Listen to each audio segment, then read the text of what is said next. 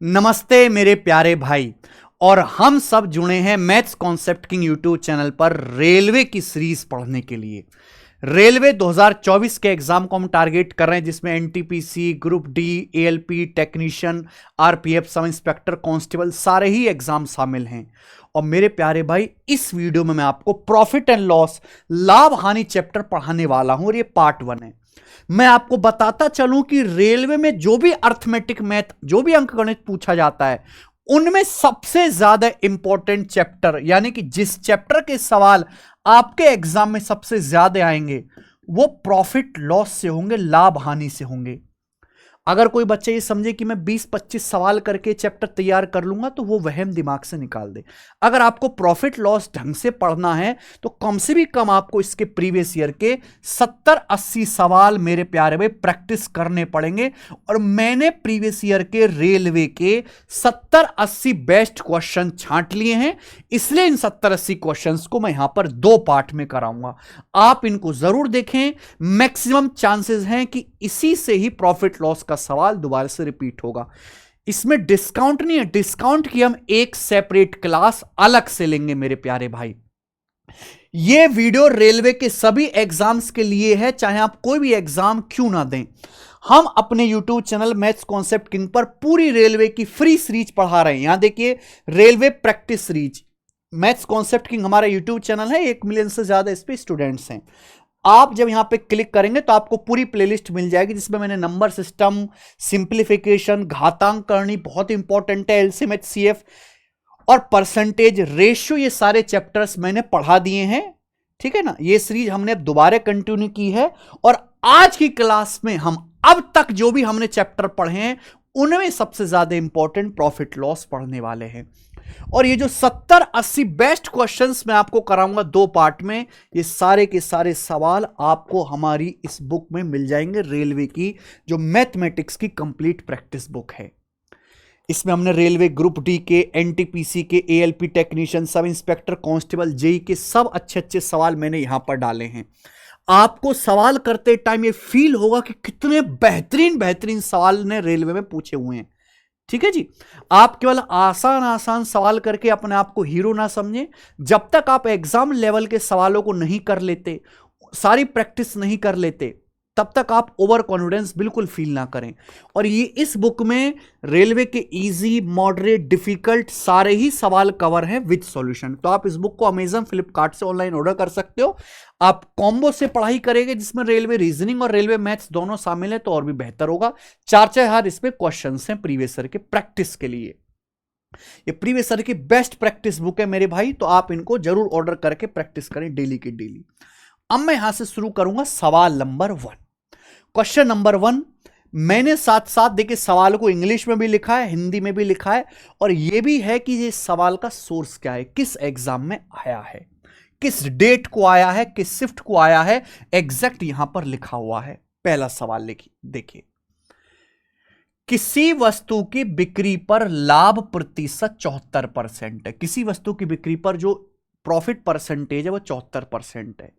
यदि वस्तु का क्रय मूल्य 50% बढ़ जाता है, लेकिन वस्तु का विक्रय मूल्य समान रहता है, तो नया लाभ प्रतिशत क्या होगा?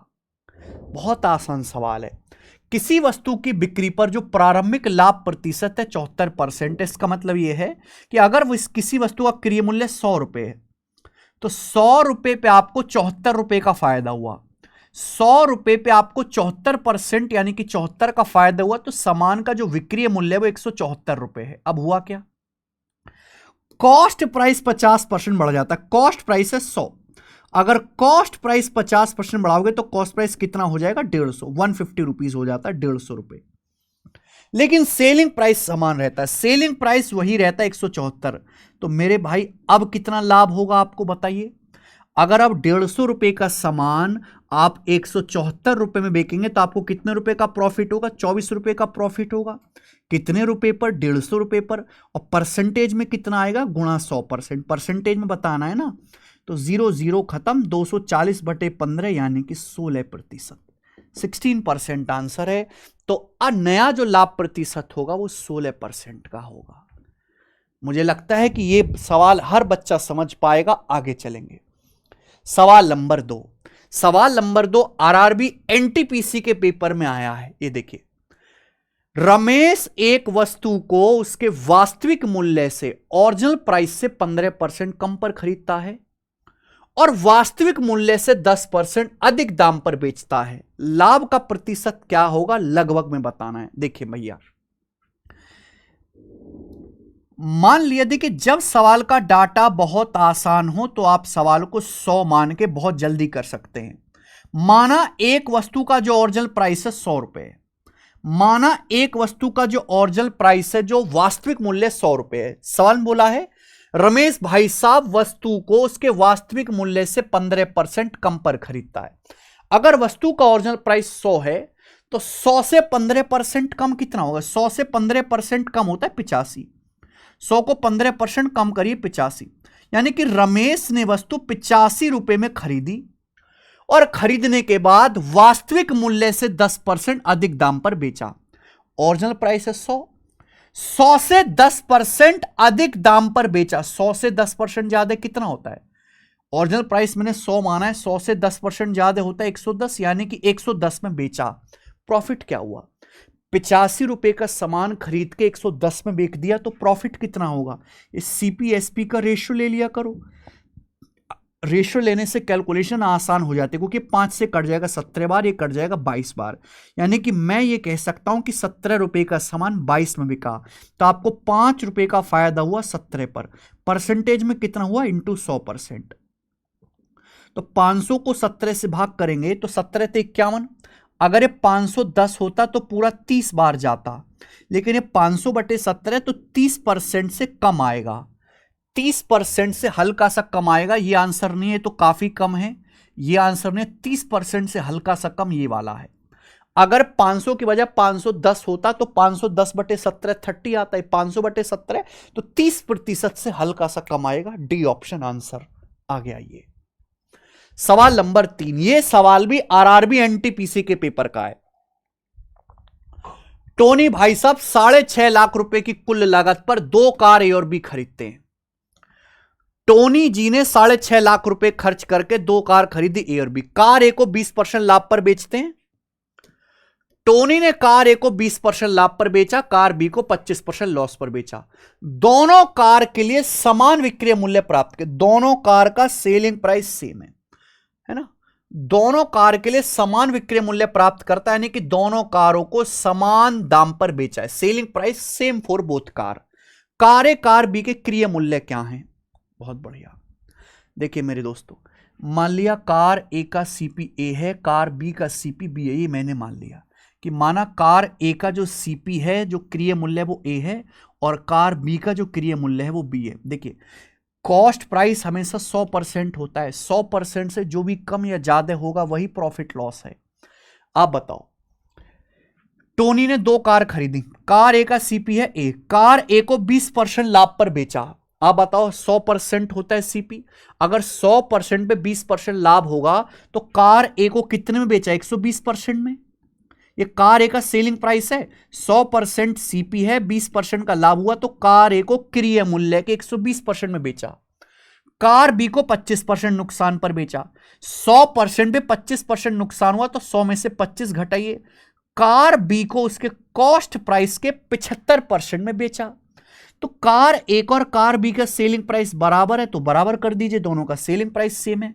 कट गया जी, 15 8 120 और 15 5 75, यानी कि दोनों कार ए और बी के सीपी का जो रेशियो आएगा वो 8:5 आएगा, दोनों कार के क्रय मूल्य का अनुपात।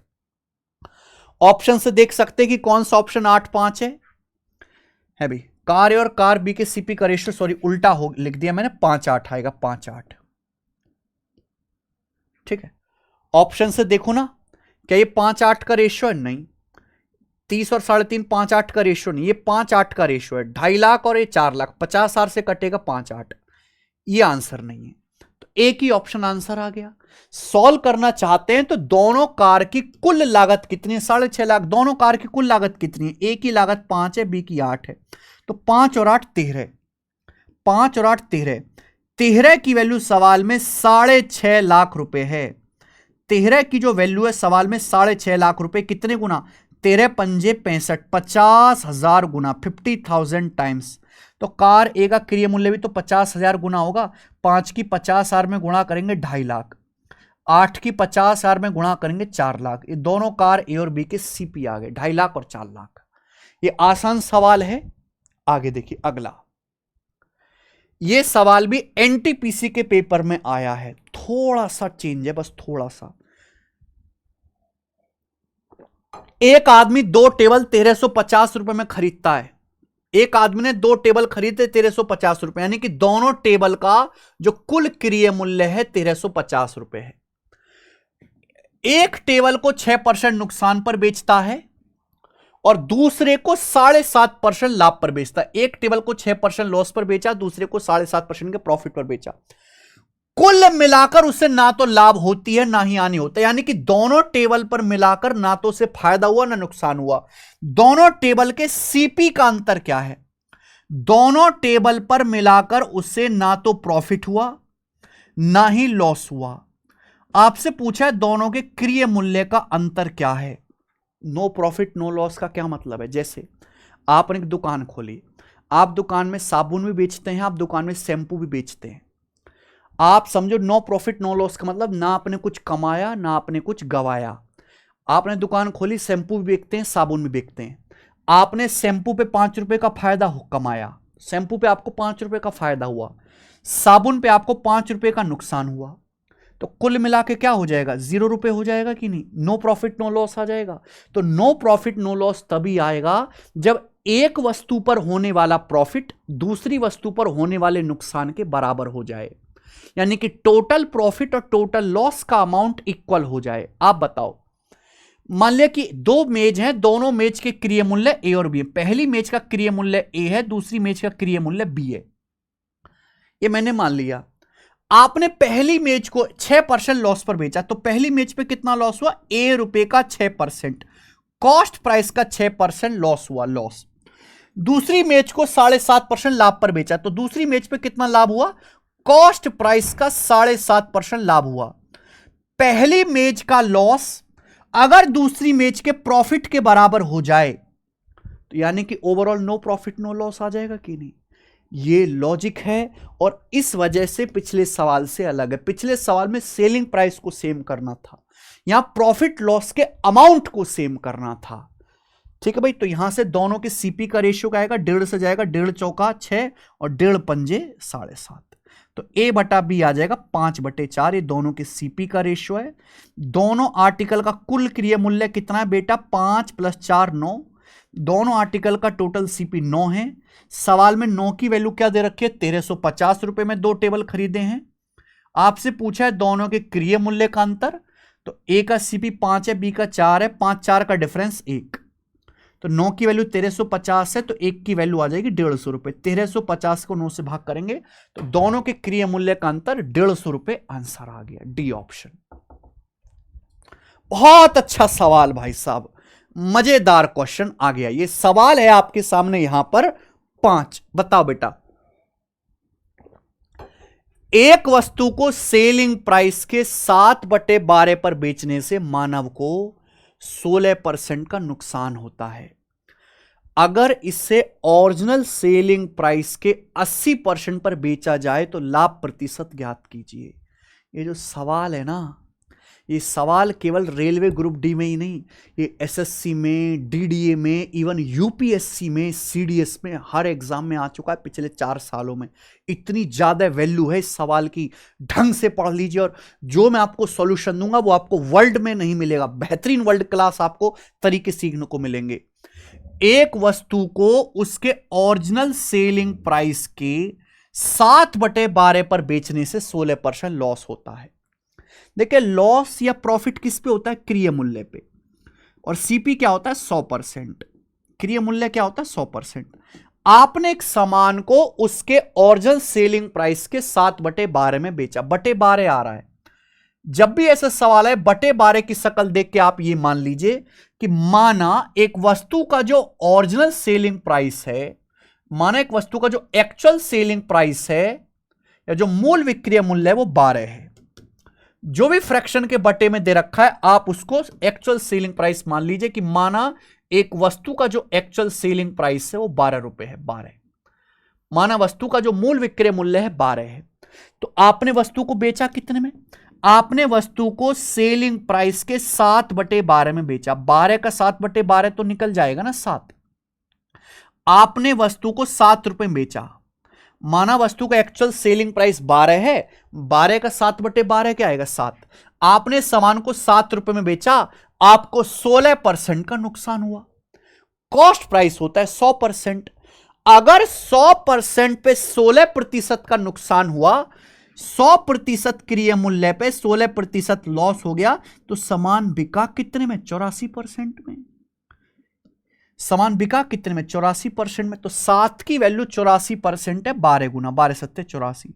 सवाल में बोला है अगर वस्तु को मूल विक्रय मूल्य के एक्चुअल सेलिंग प्राइस के 80% पर बेचें तो क्या लाभ होगा? एक्चुअल सेलिंग प्राइस है वस्तु का 12।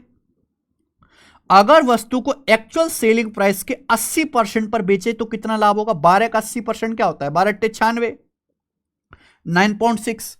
यानी कि अगर आप सामान को 9.6 में बेचेंगे तो कितना फायदा होगा मेरे भाई बताओ? 9.6 की वैल्यू कितनी होगी? 12 गुना, देखो 12 निम्मा 108 तो आएगा, फिर 12 छिंग 48, 108 में 4.8 जोड़ेंगे तो यह आ जाएगा 112.8। यानी कि हमें कह सकते हैं कि अगर आप सामान को 108 और 12 छिंग 72 आएगा बेटा, 108 और 12 छिंग 72 हो जाएगा। 108 में 7.2 जोड़ेंगे तो 115.2% आएगा ये, ठीक है ना। 9.6 है ये। पहले 12 की 9 में गुणा कर लो 108, फिर 12 की 0.6 में गुणा कर लो 7.2, दोनों को जोड़ दो। यानी कि अगर आप सामान को एक्चुअल सेलिंग प्राइस के 80% में बेचोगे तो सामान 115.2% में बिकेगा। एक वस्तु का क्रय मूल्य 100% है, 100% का सामान अगर 115.2% में बिका तो जो 15.2% एक्स्ट्रा में बिका वही आपका फायदा होगा।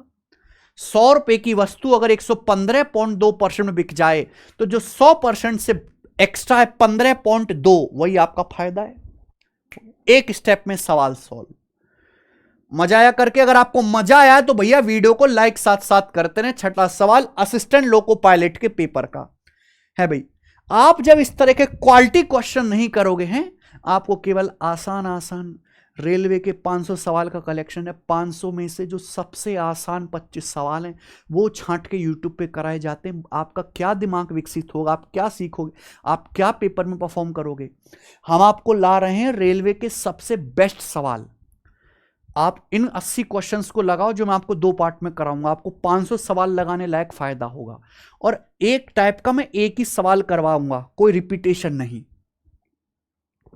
एएलपी, किसी उपयोग किए गए फोन को 6160 में बेचकर राजन को कुछ साल पहले उसके द्वारा खर्च की गई राशि से 44% कम राशि प्राप्त हुई।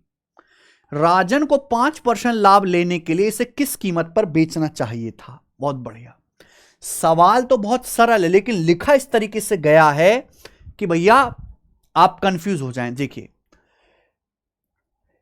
By selling A used phone for 6160 Rajan got 44% less than what it cost him two by it a few years ago. भाई राजन ने कुछ साल पहले फोन खरीदा था, कुछ साल पहले, आज तो साल 2024 चल रहा है, साल 2020 में राजन ने एक फोन खरीदा था। अब राजन ने उस फोन को साल 2024 में बेच दिया 6160 रुपए में, और 6160 रुपए में बेचने से उसे 44% जो राजन ने जिस दाम में खरीदा था, राजन ने फोन जिस दाम में खरीदा था उस राशि से 44% कम राशि प्राप्त हुई। यानी कि राजन को 6160 में बेचने से 44% का नुकसान हो गया। आप ये देखो, अगर फोन का सीपी 100% है ना, क्रय मूल्य 100%, तो 100% में अगर राजन ने फोन खरीदा था तो 100% से 44% कम राशि प्राप्त हुई, तो 100 में 44 का नुकसान हो गया। यानी कि राजन ने फोन बेचा कितने में? 100 में से 44 घटाइए, 56% में फोन बेचा, जबकि बेचा है 6160 रुपए में। बोला अगर 5% का लाभ कमाना है तो किस कीमत पर बेचना चाहिए? सीपी 100%। 100% पे अगर 5% लाभ कमाना है तो राजन को फोन 105% में बेचना चाहिए। 105% की वैल्यू आपसे पूछी है। बताओ 56% के लिए 6160 है, कितने गुना? 56 एकम 56, 5 बच जाएगा, 56 एकम 56, 110 गुना। 1% की वैल्यू 110, तो 105% की वैल्यू आएगी बेटा 105 गुणा 110 रुपए, यानी कि एंड में केवल एक ही जीरो आएगा, ये आंसर नहीं है। और 105 गुणा 111 आएगा 115500, 115500 बी ऑप्शन आंसर है। 105 की 11 में गुणा करेंगे ना तो 11 11 पंजे 55, 1155 0 रुपीज, 1155 0। इतने में फोन बेचना चाहिए। अच्छा सवाल है, सवाल नंबर 6। आगे आ जाते हैं। कोई बहुत ज्यादा आपको फॉर्मूला नहीं लगाना, कुछ नहीं। The price of television is 14,000 including of VAT. VAT शामिल करने पर एक टेलीविजन का प्राइस 14,000 रुपए हो जाता है। यदि वेट की दर 12% है तो टेलीविजन की मूल कीमत क्या है? वेट समझिए कि अब तो वेट बंद हो गया है, जीएसटी समझ लीजिए, जीएसटी कि भैया एक टेलीविजन जैसे 100 रुपए का है, लेकिन सरकार कहती है 100 रुपए तो टेलीविजन की कॉस्ट है, 12% अगर आप टेलीविजन खरीदोगे तो टैक्स भी देना पड़ेगा। यानी कि टैक्स इंक्लूड करने के बाद एक टेलीविजन का प्राइस 14,000 रुपए हो जाता है, टैक्स शामिल करने के बाद। अगर टैक्स या वेट या जीएसटी 12% है तो टेलीविजन की ओरिजिनल कीमत क्या है?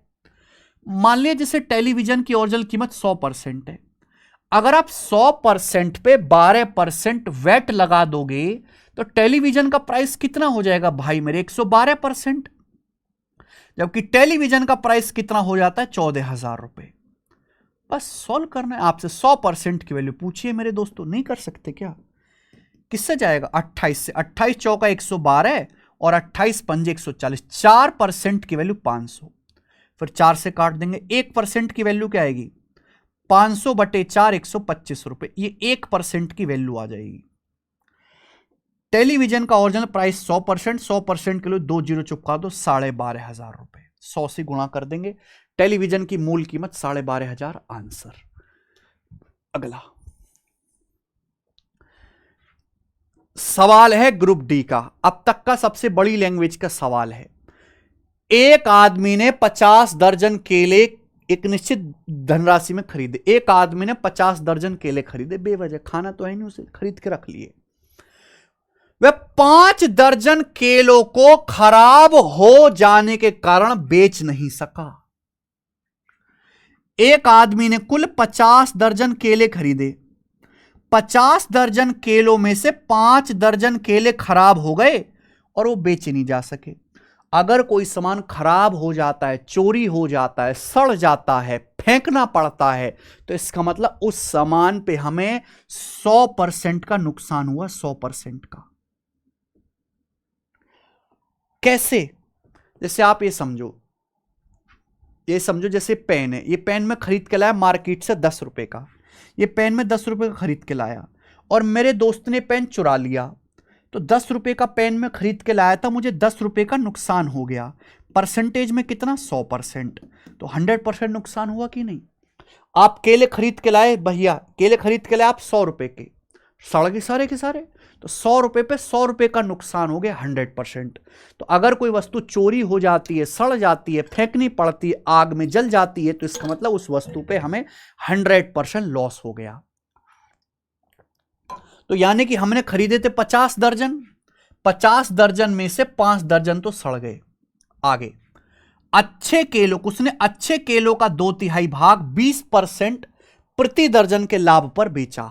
आप बताओ 50 दर्जन में से 5 दर्जन तो सड़ गए, तो बचे केले 45 दर्जन जो अच्छे हैं, 45 दर्जन अच्छे केले। अब 45 दर्जन का 2/3 कितना होता है? 30।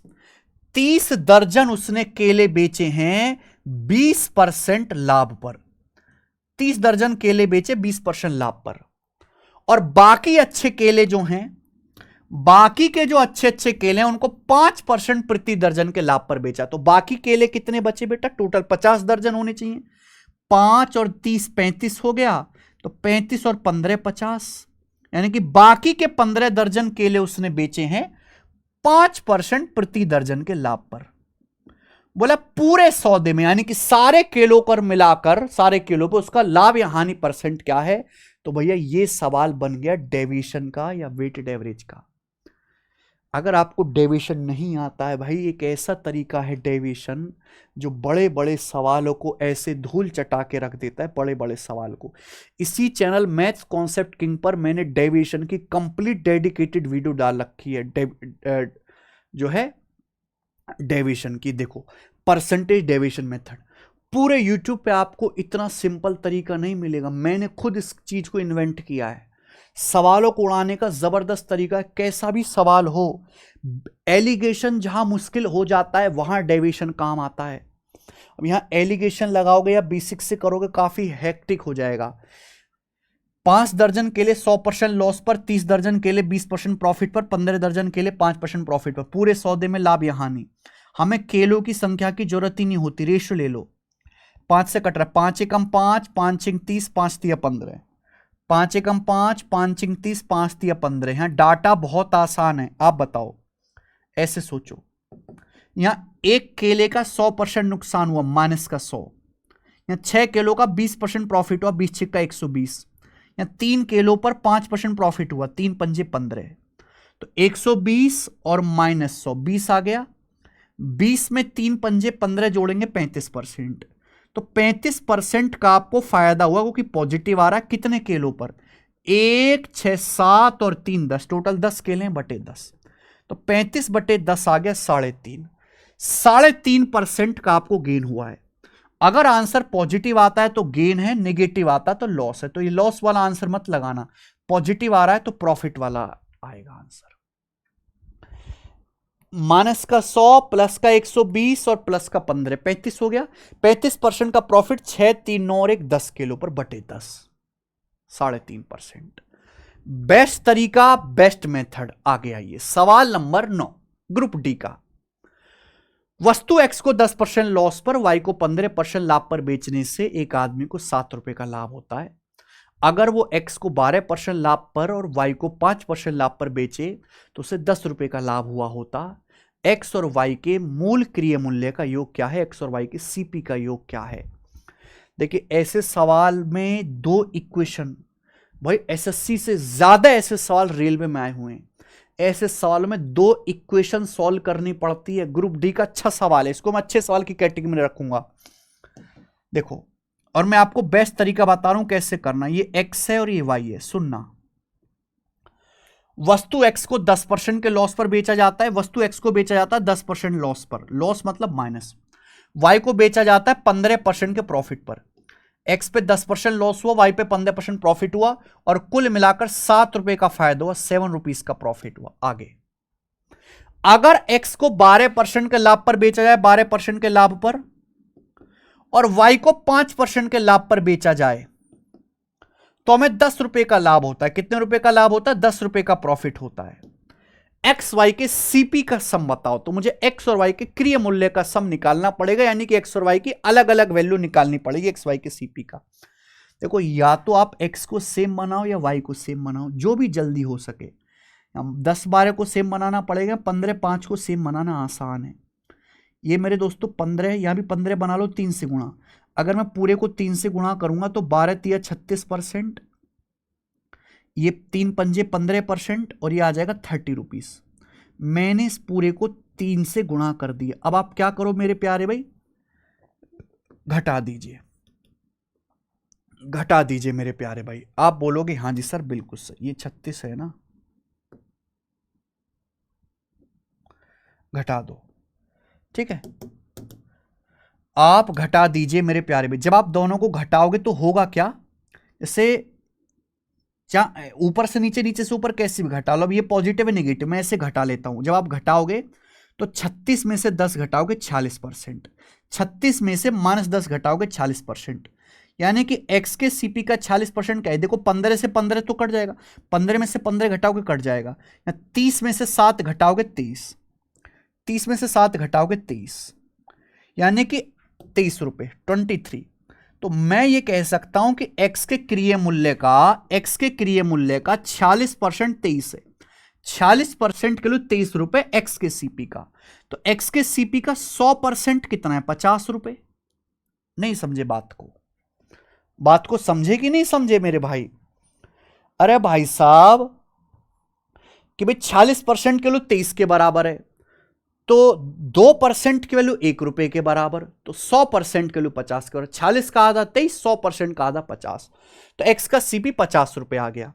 अब मुझे निकालना है y का सीपी, तो चाहे पहले केस से कर लो चाहे दूसरे केस से। अब आप मुझे बताओ, मैं पहले केस से कर लेता हूं। x का सीपी 50 रुपए, यहां पे x का 10% लॉस हुआ, कितना? 10%, तो 50 का 10% कितना होता है? 5 रुपए का लॉस हुआ, यहां 5 रुपए का लॉस। आप बताओ टोटल 7 रुपए का प्रॉफिट है। 7 का प्रॉफिट कब आएगा? जब मैं 12 रुपए का प्रॉफिट हो, 12 माइनस 5 7 रुपए होता है, यानी कि y के क्रिय मूल्य का 15% 12 है, y के सीपी का 15% 12 है। तो दोनों तरफ 3 से भाग कर दो तो 5% की वैल्यू 4 है। तो y के सीपी का 100% कितना है? 20 से गुणा करेंगे 80, तो y का जो क्रिय मूल्य आ गया वो 80 रुपए आ गया। आ गया कि नहीं आ गया?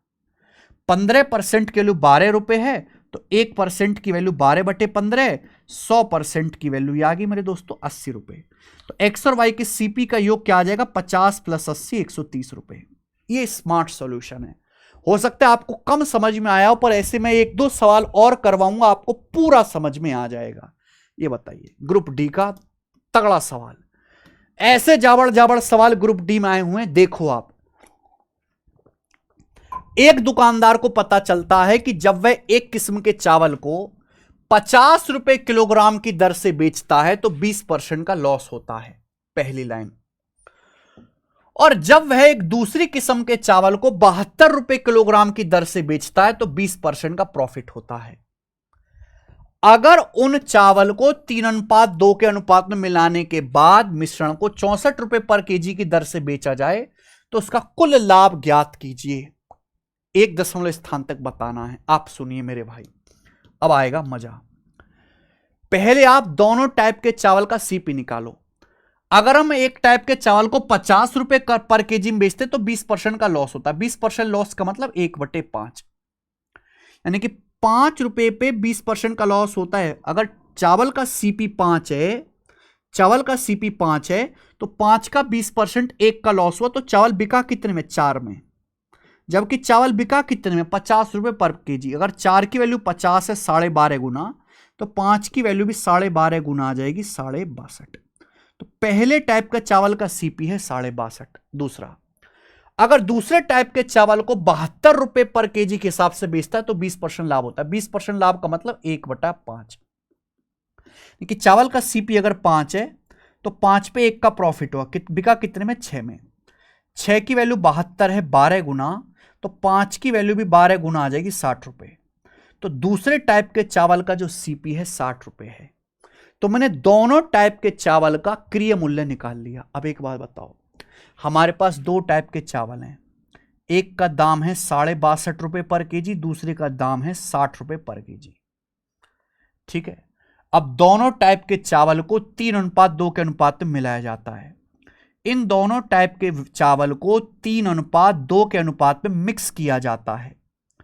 अब मिक्स करने के बाद जो मिक्सचर बनेगा, उस मिक्सचर का सीपी क्या होगा? आप मुझे ये बताओ, मिक्सचर का क्रिय मूल्य क्या होगा? आप तो मुझे इसकी जानकारी दे दीजिए। हमारे पास 2 टाइप के चावल हैं, एक का दाम 62.5 रुपए पर केजी है, दूसरे का सीपी 60 रुपए पर केजी है। दोनों टाइप के चावल को 3:2 के अनुपात में मिलाया जाता है और मिलाने के बाद मिश्रण को 64 रुपए पर केजी के हिसाब से बेचते हैं। तो मुझे बताओ कि जब मैं मिलाऊंगा तो जो मिश्रण बनेगा उस मिश्रण का क्रिय मूल्य क्या होगा? तो भाई साहब आप कर नहीं सकते क्या? या तो आप यहां डायरेक्ट कैलकुलेशन कर लो या डेविएशन। 62.5 को मैं ऐसे लिख सकता हूं 60 + 2.5। बेस्ट तरीका बताऊंगा। आप बताओ, पहले चावल का दाम भी 60 रुपए किलो का, दूसरा का भी 60, तो 60 तो होगा ही होगा, प्लस एक्स्ट्रा कितना है? यहाँ 3 किलो चावल का दाम 2.5 रुपए एक्स्ट्रा है, 2.5 रुपए पर केजी, 2.5 रुपए पर केजी एक्स्ट्रा है 3 किलो चावल का दाम, तो 3 गुणा 2.5 7.5, जो भी आएगा केक कटेगा तो सभी में बटेगा। टोटल चावल है 3 और 2 5, 5 से डिवाइड कर देंगे तो 5 से 7.5 चला जाएगा 1.5 बार, यानी कि 61.5। तो मिश्रण का दाम 61.5 रुपये पर केजी होगा अगर मैं मिलाऊंगा। 61.5 समझ में आया? आप बोलोगे हाँ जी सर। अगर 61.5 रुपए पर केजी का हमारे पास मिश्रण है और उसे 64 रुपए का बेचा जाता है तो मुझे 2.5 रुपए का फायदा होगा। कितने का फायदा होगा? 2.5 रुपए का फायदा होगा कि नहीं होगा? कितने पर? 61.5 रुपीस पर। और परसेंटेज में कितना फायदा होगा? इंटू 100%, ये परसेंटेज में फायदा होगा। ये तो निकला है। तो पहले मैंने मिश्रण का क्रिया मूल्य निकाला 61.5। अगर 1 किलो मिश्रण 61.5 रुपए का है, 64 का बेचा जाएगा तो 64 में से 61.5 घटाओ 2.5 का फायदा होगा 61.5 पर। परसेंटेज में कितना? इंटू 100%, आ गया 2500 बटे 61.5। तो 4 बार जाएगा ये 615 चौका 2460, 4 बार जाएगा 2460, यानी कि ये आंसर नहीं है। और 2460 के बाद भी मेरे दोस्तों यहां पर 40 बच जाएगा, यानी कि अप्रोक्स 4.1, लगभग 4.1% आएगा आंसर। बेहतरीन लेवल का सवाल ये था। सवाल नंबर 10 आगे आइए 11वां। अरविंद ने एक वस्तु X रुपए में खरीदी। अरविंद ने एक वस्तु X रुपए में खरीदी, उसने 15% लॉस पर बीरू को बेच दिया। बीरू ने इसकी ढुलाई पर 126 रुपए खर्च किए और 25% लाभ पर मीनू को बेच दिया। मीनू ने 1475 में खरीदा है, तो X का मान ज्ञात करो। ये सवाल है, बहुत बढ़िया। देखो, अरविंद ने एक वस्तु खरीदी X रुपए की और अरविंद ने इसे बेच दिया भाई बीरू जी को 15% के लॉस पर। कितने के? 15% के लॉस पर अरविंद ने बीरू को बेच दिया, बीरू को। फिर बीरू ने जितने में खरीदा, बीरू ने वस्तु को जितने में खरीदा उस पे 126 रुपए और खर्च किए। बीरू ने 126 रुपए और खर्च किए वस्तु पर। पहले बीरू ने वस्तु खरीदी, खरीदने के बाद इसको इसके कन्वीनियंस पर 126 रुपए, इसकी ढुलाई पर 126 रुपए और खर्च किए, एक जगह से दूसरी जगह ले जाने पर 126 रुपए और खर्च किए। और खरीदने के बाद जो प्राइस आया, 126 रुपए खर्च करने के बाद जो प्राइस आया, उसके 25% लाभ पर मेरे दोस्तों, 25% लाभ पर इसने बेच दिया मीनू को। कितने बेच दिया? मीनू को। अगर मीनू ने 1400 कितने में? 75 में खरीदा है, तो आपसे पूछा X का मान क्या होगा। क्या आप इस सवाल नहीं कर सकते? इस सवाल में आपको उल्टा सॉल्व करते हुए लाना है। स्टार्टिंग पे अरविंद ने सामान X रुपए का खरीदा, बीरू को बेचा बेटा 15% लाभ पर, 15% लॉस पर। फिर बीरू ने 126 रुपए खर्च किए। 126 रुपए खर्च करने के बाद जो प्राइस हो जाएगा बीरू का, वो टोटल प्राइस होगा। जैसे पेन में 10 रुपए का खरीदता हूं, 2 रुपए में इसको रिक्शा वाले को देता हूं लाने के लिए, तो मेरा टोटल सीपी तो 10 और 2 12 हो जाएगा ना। फिर उस पर 25% लाभ पर बेचा मीनू को। देखो 25% लाभ का मतलब होता है 1/4। 1/4 मतलब अगर ये 4 का समान है तो 4 का समान 5 में बिका। अगर 5 की वैल्यू 1475 है, कितने गुना? तो 5 दूनी 10, 2 5 पच्चे 25, 5 पच्चे 25, 255 गुना। तो 4 की वैल्यू भी 255 गुना होगी, यानी कि 1020 रुपए। 1020 आ जाएगा ये 1020। 1020 पे 25% लाभ कमाओगे तो 1475 में बिकेगा। समझ में आया? 5 दूनी 10, गलत कर दिया, तभी तो कहें कुछ गड़बड़ तो है। ये देखिए 5 दूनी 10, 10 के बाद यहां पे 4 बच जाएगा बेटा। 5 नाम 45, 5 पच्चे 25, 295 गुना। तो 4 की वैल्यू भी 295 गुना करोगे तो ये 1180 हो जाएगा बेटा, है ना। 1200 से 20 कम 1180 रुपए, तो ये 1180 आएगा, 1180 रुपए। सही है? आप बोलोगे हाँ जी सर। यानी कि बीरू ने जिस दाम पे सामान खरीदा उसमें 126 रुपए ढुलाई पर देने के बाद 1180 आता है, तो बीरू ने खरीदा कितने का होगा? 1180 से 126 रुपए कम का खरीदा होगा ना, यानी कि 1054 रुपए का। बीरू ने जो सामान है वो 1054 रुपए का खरीदा होगा कि नहीं? 1054 का सामान खरीदा होगा बीरू ने, प्लस 126 रुपए इसके कॉन्वेंस पे खर्च किए, 1054 में 126 ऐड करो, 1180 का सामान हो गया टोटल। 1180 में 25% प्रॉफिट ऐड करके मीनू को बेच दिया 1475 में। आपसे पूछा एक्स का मान। अब अरविंद ने सामान बेचा है बीरू को 15% लॉस पर। 15% लॉस का मतलब 15% की फ्रैक्शन वैल्यू 3/20, 5% 1/20, 15% 3/20। 15% लॉस का मतलब 20 का जो सामान है वो 17 में बिका। अब 17 की वैल्यू कितनी है? 1054। तो 17 छिक्का 102, 17 दूनी 34, 62 गुना। तो 20 की वैल्यू भी तो 62 गुना होनी चाहिए ना। तो 62 दूनी 124, 1240। तो अरविंद ने वो सामान 1240 में खरीदा होगा, ए ऑप्शन। और वाकई में बहुत अच्छा सवाल है, उल्टा सॉल्व कर रहा था। अब आपको ऐसे क्वेश्चन मेरे अलावा तो कौन करवाएगा भाई? कोई नहीं करवाता। सब हल्का हल्का सवाल छांट के आपको पागल बना देते। और जी हां, ग्रुप डी में भी इस लेवल के सवाल आते हैं। इतनी जो है माइंड प्रिपेयर करके जाना पेपर देने। सवाल number 12, NTPC CBT second level 3 का सवाल करो। ऋतिक एक मैच को 37.5% के लाभ पर बेचता है। अगर उसने 12.5% कम में खरीदा होता और 330 रुपए कम पर बेचता तो 10% का लाभ होता। मैच का क्रय मूल्य 1000 रुपए से कितना परसेंट कम है? गजब का सवाल। ऋतिक एक मैच को 37.5% लाभ पर बेचता है। 37.5% की फ्रैक्शन वैल्यू 3/8 अगर उसने 12.5% कम में खरीदा होता, 12.5% का मतलब 1/8 फ्रैक्शन वैल्यू। अब एक बात देखो, ऋतिक एक टेबल को 37.5% लाभ पर बेचता है। 37.5% में 8 आता है। 12.5% कम में खरीदा होता है, यहां भी 8 आ रहा है। ये ना परसेंटेज बड़ी सड़ी हुई है। तो अगर मुझे कैलकुलेशन कम करनी है तो आपको क्या करना चाहिए? आप आर्टिकल के कॉस्ट प्राइस को 8 मान लो। माना आर्टिकल का जो सीपी है वो 8 है। माना आर्टिकल का क्रय मूल्य 8 है। ये मान लिया भाई मैंने, कुछ तो मानना पड़ेगा। 100 मानने से 100 मान के भी हो जाएगा, पर 100 मानने से ज्यादा बेटर है आप सवाल का सीपी 8 मान लीजिए। माना सवाल का सीपी 8 है। अब 8 का 37.5%, 8 का 37.5% 3 होता है। अगर 8 पे 3 का प्रॉफिट हुआ है तो सामान बेचा कितने में? 11 में। सेलिंग प्राइस कितना है? 11। यही है ना। ऋतिक एक मैच को 37.5% लाभ पर बेचता है। 37.5% मतलब 3/8। सीपी अगर 8 है तो 8 का सामान 11 में बेचा। आगे अगर 12.5% कम में खरीदा होता, सामान का सीपी 8 है। अगर 8 से 12.5% कम में खरीदोगे, 12.5% कितना होता है? 1/8। तो 8 का 1/8 कितना आ जाएगा? 1।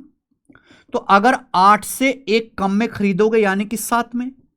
अगर ऋतिक ने वो सामान 7 यूनिट में खरीदा होता और 330 रुपए कम में बेचता, जिस दाम पर ऋतिक पहले बेच रहा है ना, उससे अगर 330 रुपए कम में बेचता ऋतिक, तो ऋतिक को 10% का लाभ होता। लाभ किस पे होता है? सीपी पे। अब ऋतिक सामान 8 में ना खरीद के 7 में खरीद रहा है। 7 यूनिट में ऋतिक सामान खरीद रहा है, तो 7 यूनिट पर अब ऋतिक को 10% का प्रॉफिट होता। 10%। अगर वो सामान को पहले से 330 रुपए कम में बेचेगा तो अब उसे 10% का लाभ होगा। सामान अब ऋतिक 7 में खरीदता है। 7 का 10% होता है 0.7। 10% मतलब 1/10। 7 पे 0.7 का फायदा होगा तो सामान बिकेगा कितने में? 7.7 में। आप मुझे बताओ, पहले ऋतिक सामान 11 का बेच रहा था, अब 7.7 का बेच रहा है, तो ऋतिक को कितने कम में बेचा? पहले 11 में बेच रहा था, अब 7.7 में बेच रहा है। कितने कम में बेचा? 11 में से 7.7 घटाई, 3.3 कम में बेचा।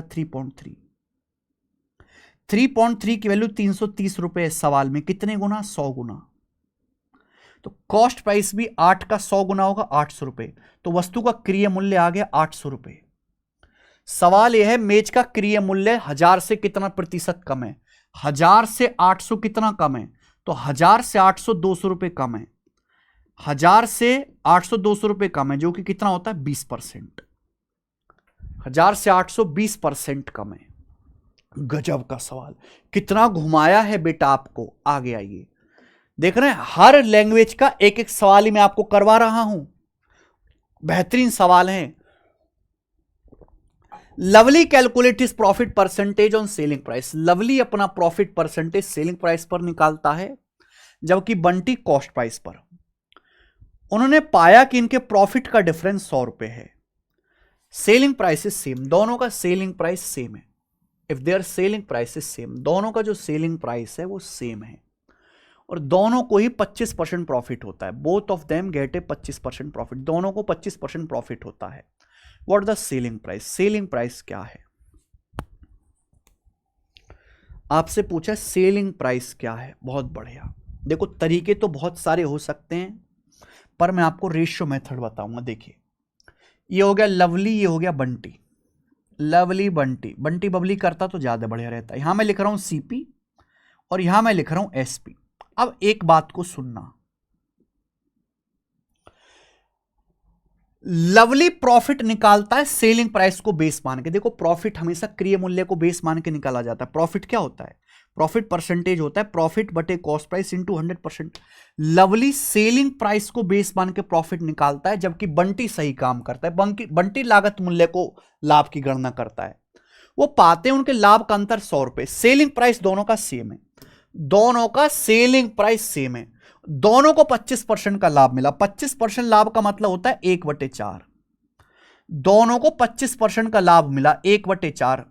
अच्छा, बंटी लागत मूल्य पर प्रॉफिट निकालता है। इसका मतलब यह है कि अगर बंटी का सीपी 4 है, अगर बंटी का सीपी 4 है तो बंटी को 4 पे 1 का फायदा हुआ, तो बंटी ने सामान बेचा कितने में? 5 में। ये बंटी के सीपी और एसपी का रेशियो है। लवली के साथ प्रॉब्लम यह है कि दोनों को 25% प्रॉफिट होता है, लवली को भी 25% प्रॉफिट हुआ। 25% मतलब 1/4 का प्रॉफिट। लेकिन लवली अपना प्रॉफिट विक्रय मूल्य पर निकालता है, यानी कि लवली ने अगर सामान 4 रुपए का बेचा है, अगर लवली का सेलिंग प्राइस 4 है तो ये 1 का प्रॉफिट हुआ है। मतलब अगर लवली ने सामान को 4 में बेचा है तो 1 का प्रॉफिट हुआ है, तो लवली का कॉस्ट प्राइस कितना है? 3। लवली का सीपी 3 है, ठीक है। तो 1 का बेस सीपी है, 1 का बेस एसपी है, बस ये फर्क है। लेकिन सवाल में यह भी तो बोला है दोनों का सेलिंग प्राइस सेम है। सेलिंग प्राइस कहां सेम है? इसका सेलिंग प्राइस 4 है, इसका 5 है, सेम बनाना पड़ेगा। 4 5 को बराबर कर लेते हैं, 20 20। 20 बनाने के लिए यहां रेशियो को 5 से गुणा करेंगे, यहां रेशियो को 20 बनाने के लिए 4 से गुणा करेंगे। दोनों का सेलिंग प्राइस सेम हो गया। भाई इसका सेलिंग प्राइस भी आप देखो, 4 पंजे 20 हो गया, इसका भी 20 हो गया। अब आप मुझे बताओ दोनों का प्रॉफिट कितना है? आप मुझे ये बताओ कि दोनों का एक्चुअल में प्रॉफिट कितना? प्रॉफिट होता है selling price minus cost price. 5 तिया 15 का सामान 20 में बिका तो 5 का प्रॉफिट हुआ। ये देखिए 4 चौक 16 का सामान 20 में बिका, 16 का सामान 20 में बिका तो 4 का प्रॉफिट हुआ। तो दोनों के प्रॉफिट का डिफरेंस है 1, और दोनों के प्रॉफिट का डिफरेंस 100 रुपए है। लाभ का अंतर 100 रुपए, तो 1 की वैल्यू आ गई यहां से 100 रुपीज, 100 रुपए आ गया। तो विक्रय मूल्य कितना होगा? अगर 1 की वैल्यू 100 रुपए है तो दोनों का सेलिंग प्राइस है 20 20 20, तो 20 की वैल्यू आ गई 2000 रुपए। अगर 1 की वैल्यू 100 रुपए तो दोनों का सेलिंग प्राइस है 20 20 की वैल्यू आ गई 2000। दोनों का सेलिंग प्राइस सेम है 20 यूनिट। गजब का सवाल है, और ये रेशियो मेथड आसान है। ये तो आसान डाटा था, मुश्किल होता तो भी कर लेते ऐसे ही। ये बताइएगा, एक कुर्सी को 5% लॉस पर, टेबल को 15% लाभ पर बेचने से एक आदमी को 300 रुपए का लाभ होता है। देखो फिर से सवाल आ गया, ये इक्वेशन सॉल्व करने वाला फिर से सवाल आ गया। चेयर है, टेबल है, बोला है अगर हम एक कुर्सी को 5% लॉस पर बेचें और टेबल को 15% के प्रॉफिट पर बेचें तो हमें 300 रुपए का लाभ होता है। कितने का? 300 रुपीज का लाभ होता है।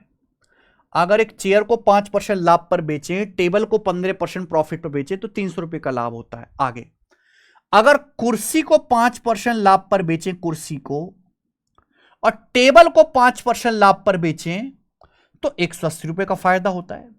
अगर कुर्सी को 5% लाभ पर बेचें, टेबल को 5% लाभ पर बेचें, दोनों को 5% लाभ पर बेचें तो 180 का लाभ होता है। कुर्सी का एक्चुअल लागत क्या? कुर्सी का सीपी क्या है? चेयर का सीपी आपसे पूछा है। अगर सवाल में चेयर का सीपी पूछा है तो टेबल का सीपी हटाओ ना भाई। ये 15, ये 5 से बना लीजिए। अगर मैं यहां भी 15 बना लूं, 3 से गुणा कर दूं, या यहां मैं 5 से भाग कर दूं, दोनों ही हो जाएगा। अगर भाई मैं 3 से गुणा कर दूं, 3 पंजे 15, 3 पंजे 15 और 18 तिया 540। कोई परेशानी क्या? नहीं।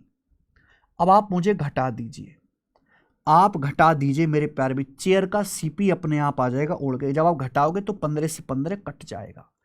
15 में से -5 घटाएंगे 20%। तो चेयर के सीपी का 20% कितना है? जब आप 540 में से 300 घटाएंगे 240 रुपए।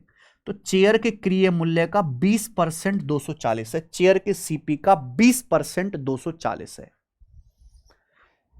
समझ में आया? आप बोलोगे हां जी सर एकदम समझ में आया। किससे गुणा करी थी हमने? 3 से गुणा करी थी ना। 3 पंजे 15, 3 पंजे 15, 540। ये घटा दीजिए, कट जाएगा टेबल का। तो 15 में से -5 घटाएंगे 20%, और ये आ जाएगा 540 में से 300 घटाएंगे 240। तो चेयर के सीपी का 20% 240 है। तो चेयर के सीपी का 100% आएगा 1200 रुपए। तो आंसर 1200 रुपए आना चाहिए।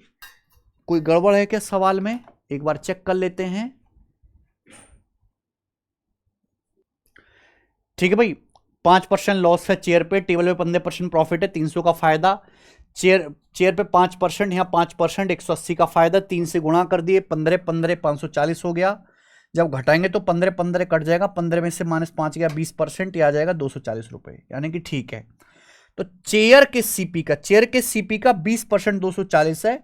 तो चेयर के सीपी का 100% कितना है? 240 का 5 गुना 1200 रुपए।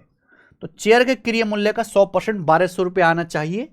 ऑप्शन मैच नहीं कर रहा तो ये 1200 रुपए होना चाहिए। C option answer. ठीक है जी, आगे आओ। हरीश ने एक वस्तु 520 में खरीदी और इसे 30% लॉस पर रेणु को बेच दिया। इस पैसे से हरीश ने एक और सामान खरीदा और उसे 55% लाभ पर बेच दिया। हरीश का कुल प्रतिशत लाभ ज्ञात करो। ग्रुप डी का सवाल है, एसएससी में भी आता है। ये देखिए, हरीश ने एक सामान खरीदा पहले 520 रुपए में, और हरीश ने यह सामान बेच दिया 30% लॉस पर। 30% लॉस पर बेच दिया। तो जब हरीश ने इस सामान को बेचा तो हरीश को कुछ ना कुछ पैसे जरूर मिले होंगे। अब इस पैसे से 30% लॉस पर बेचने से हरीश को जो पैसे मिले उससे एक और सामान खरीद लिया और उस सामान को 55% के लाभ पर बेच दिया। तो हरीश का कुल लाभ क्या होगा? आपको नहीं दिख रहे? सक्सेसिव हो गया। -30 + 55 का सक्सेसिव हो गया। तो हरीश का जो लाभ होगा वो होगा -30 + 55 -30 गुणा 55/100। बात समझ में आ गई? आप बोलोगे हां जी सर एकदम समझ में आ गई। तो 55 - 30 तो 25 हो गया, और ये आ जाएगा मेरे प्यारे भाई 165/10 16.5। तो 25 में से 16.5 घटाऊंगा तो 8.5% का हरीश को फायदा हुआ है, जो बी ऑप्शन आएगा। समझ में ही बात? आगे चलेंगे। सवाल नंबर 16, यह भी ग्रुप डी के पेपर का सवाल है। एक आदमी को एक अलमारी एस पर बेचने से सेलिंग प्राइस का 20% के बराबर लाभ होता है। अगर अलमारी के कॉस्ट प्राइस को 10% बढ़ा दिया जाए और एस से 4% अधिक मूल्य पर बेचा जाए तो उसका लाभ प्रतिशत कितना होगा? देखिए, सवाल में बोला है एक आदमी को एक अलमारी को निश्चित मूल्य एस पर बेचने से सेलिंग प्राइस के 20% के बराबर लाभ होता है। समझे? आप देखो, ये अलमारी का सीपी है, ये एसपी है, विक्रय मूल्य। इस सेलिंग प्राइस को ही शॉर्ट में ये एस कह रहा है, एस। सवाल में बोला गया है कि एक आदमी एक अलमारी को एक निश्चित दाम पर बेचता है, एक सर्टेन प्राइस एस में बेचता है, 20% ऑफ विच इज प्रॉफिट। यानी कि आपने अलमारी को जिस दाम पे बेचा है उस दाम का 20% आपका प्रॉफिट है। बहुत अच्छी लैंग्वेज है। एक आदमी एक अलमारी को दाम पर बेचता है विक्रय मूल्य के 20% के बराबर लाभ होता है। जिस प्राइस में आपने बेचा है उस प्राइस का, विच जो है नियरेस्ट प्रोनाउन के लिए लगता है, उस प्राइस का 20% आपको लाभ होता है। यानी कि जैसे आपने एक अलमारी को 100 रुपए में बेचा, तो 100 रुपए का 20% क्या होता है? 20 रुपए। तो आपको 20 रुपए का फायदा हुआ है। आपने एक अलमारी 100 रुपए में बेची, आपको 20 रुपए का फायदा हुआ, यानी कि अलमारी का सीपी कितना होगा? 80 रुपए, 80। ये मीनिंग है बेटा इस बात का।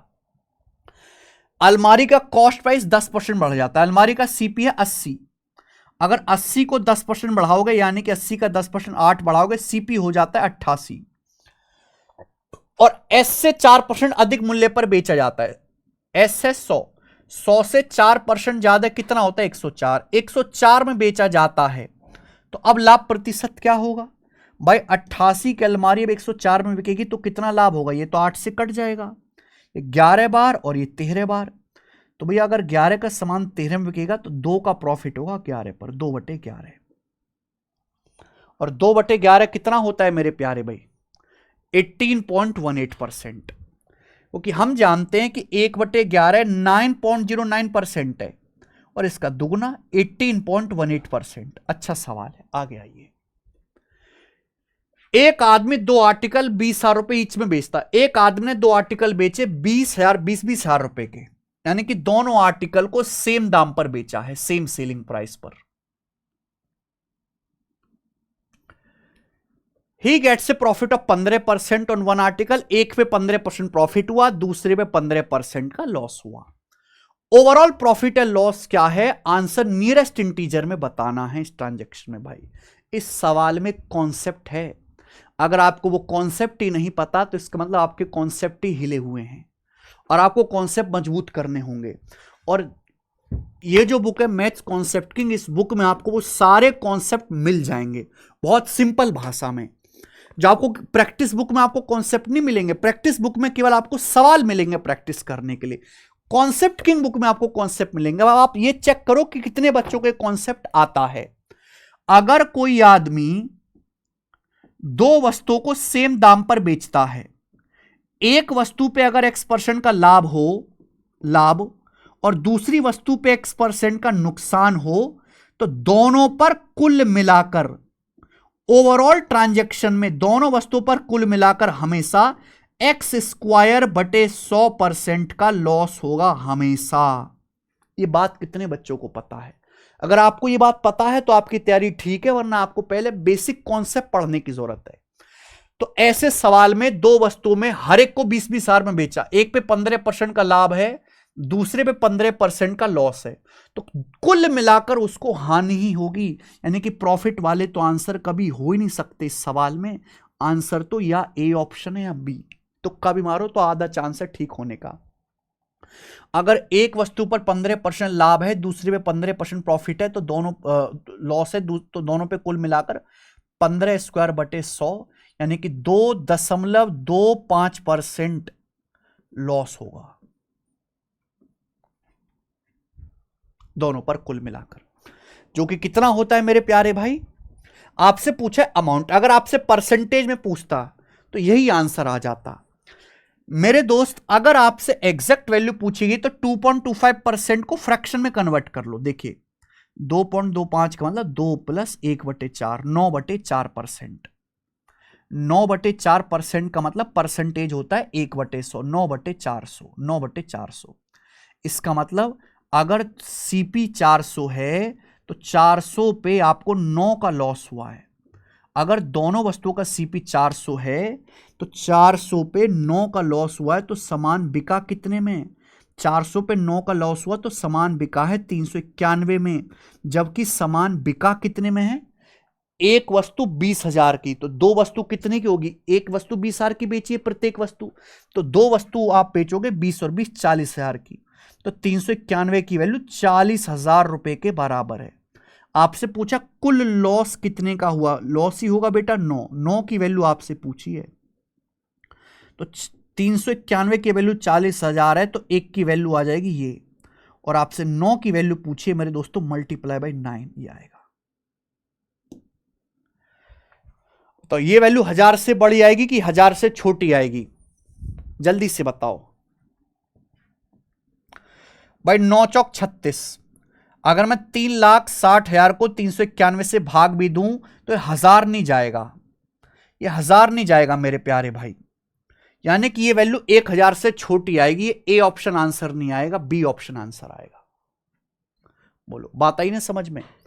अगर मैं 40,000 को 391 से भाग दूं तो ये एक बार जाएगा, यानी कि ये मेरे दोस्तों लगभग एक बार जाएगा, फिर आपका 9 बच जाएगा, फिर 0। ठीक है बेटा, फिर आपका ये यानी कि फिर 9 से गुणा करूंगा तो ये वैल्यू 1000 क्रॉस नहीं करेगी, ये 900 पॉइंट ही रहेगी, और 900 पॉइंट आपका एक ही आंसर है, बी। ऐसे सोचना है। आगे आओ। यदि बुशरा ने अपने स्कूटर को 15,000 में बेचा और सेलिंग प्राइस के 1/5वें भाग के बराबर लाभ हुआ तो लाभ प्रतिशत बताओ। इससे मुझे कोई जरूरत नहीं है इसकी। बुशरा ने अपने स्कूटर को बेचा 15,000 में और सेलिंग प्राइस के 1/5 के बराबर लाभ हुआ, 1/5 के बराबर लाभ हुआ सेलिंग प्राइस का। इसका मतलब यह है कि अगर स्कूटर का सेलिंग प्राइस 5 है तो 1 का लाभ हुआ है, ये मतलब है मेरे प्यारे भाई, समझे ना।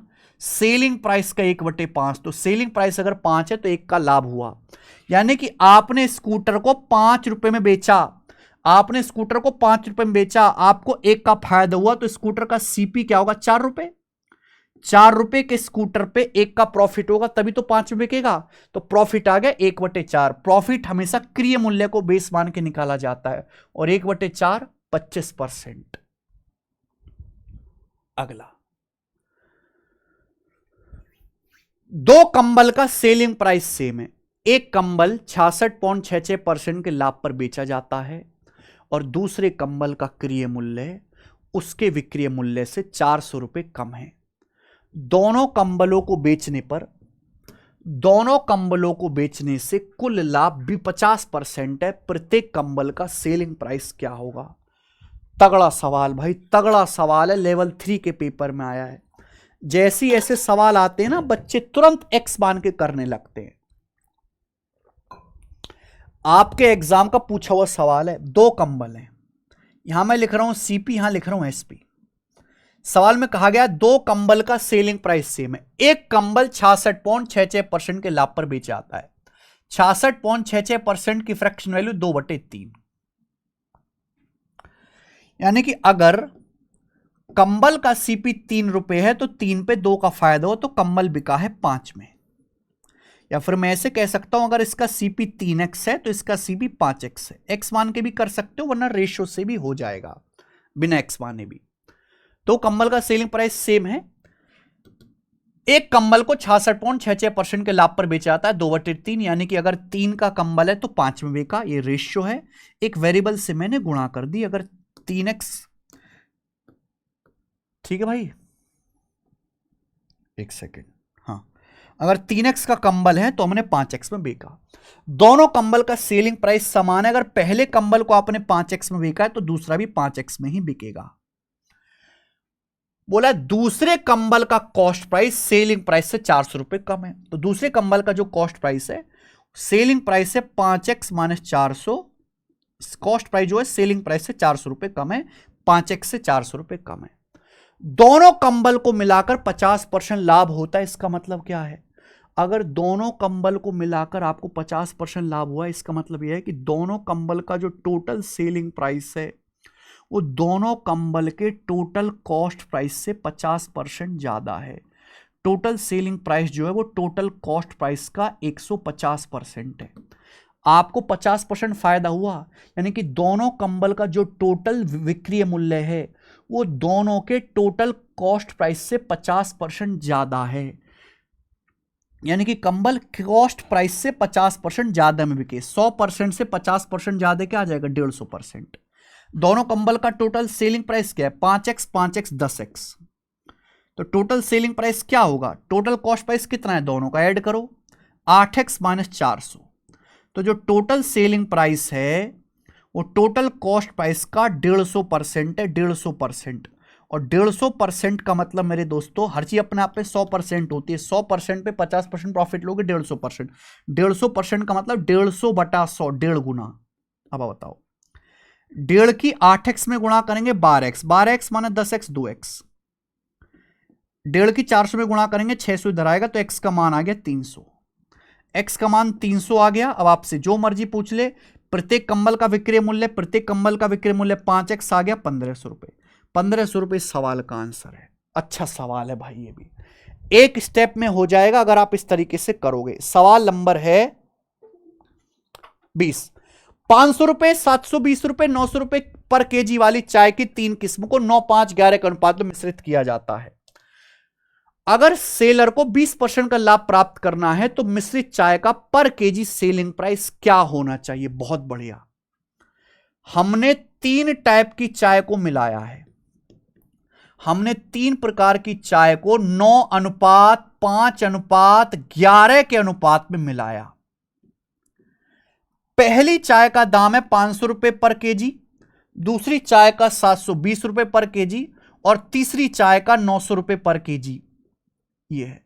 जब आप तीनों टाइप की चाय को मिक्स करोगे तो जो मिश्रण बनेगा उस मिश्रण का क्रिय मूल्य क्या होगा, यह बता दो आज आप मुझे। उस मिश्रण का सीपी क्या होगा? मिश्रण का सीपी बताओ।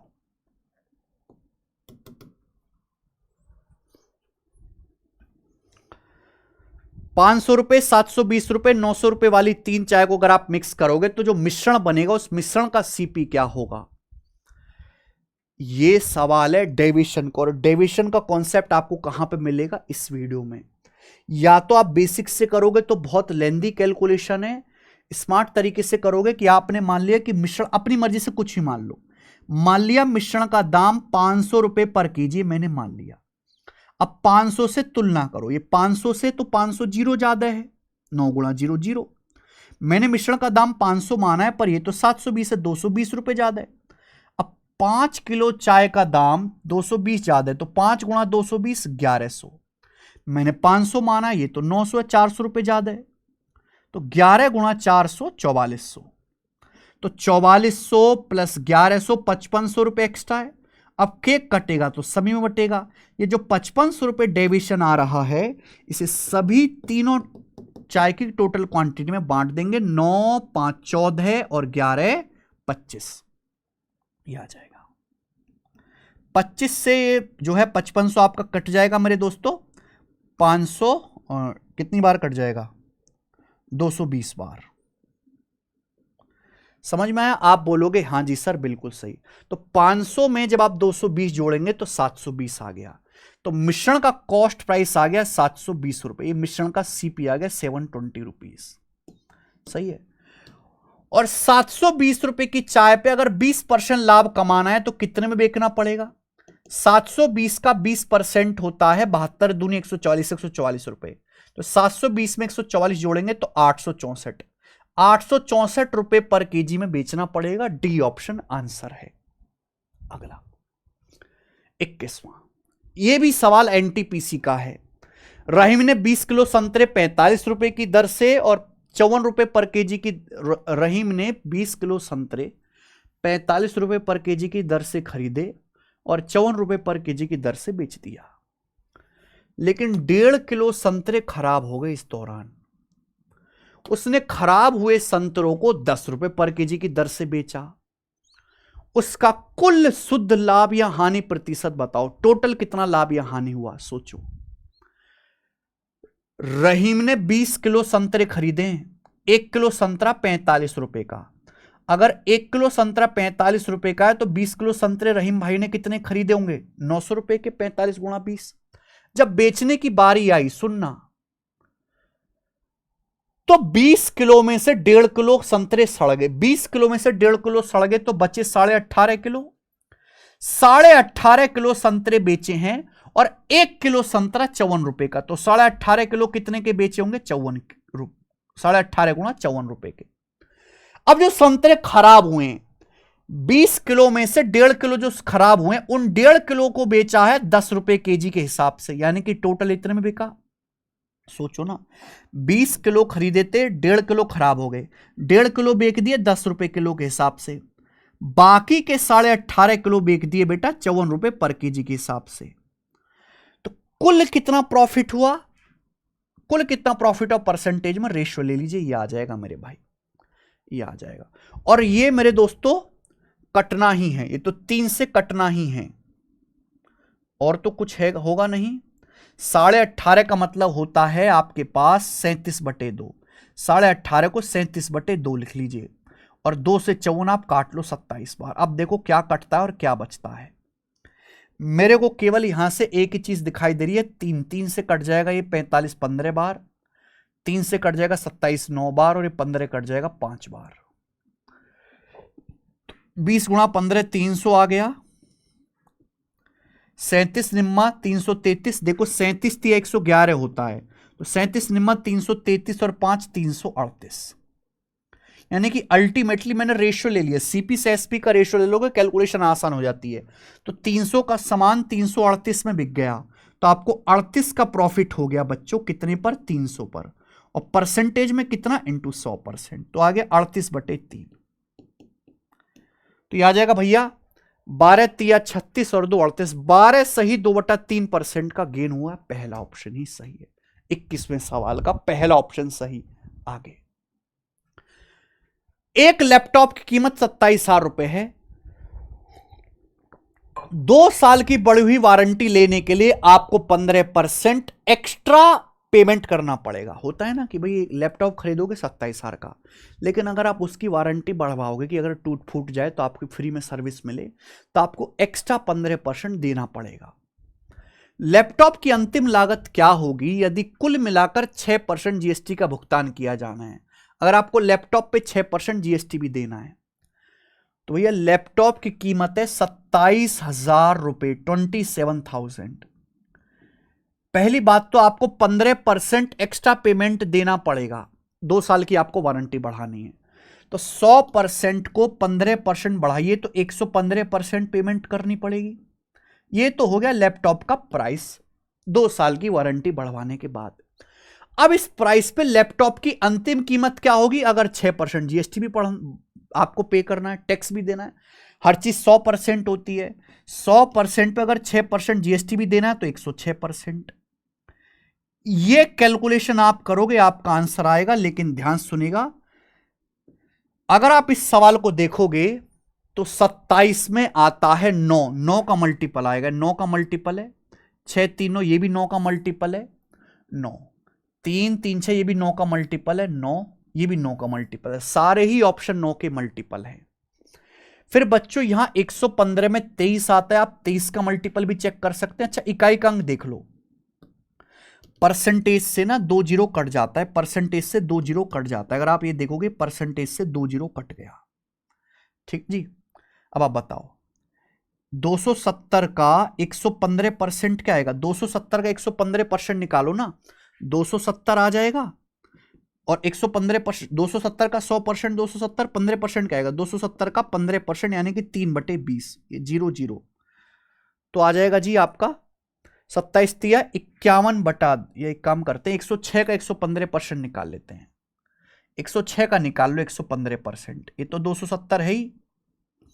106 का 115% क्या आएगा? 106, और 106 का 15% भी आप निकालेंगे मेरे दोस्तों तो 3/20। 106 का 3/20, ये भी दशमलव में जा रहा है।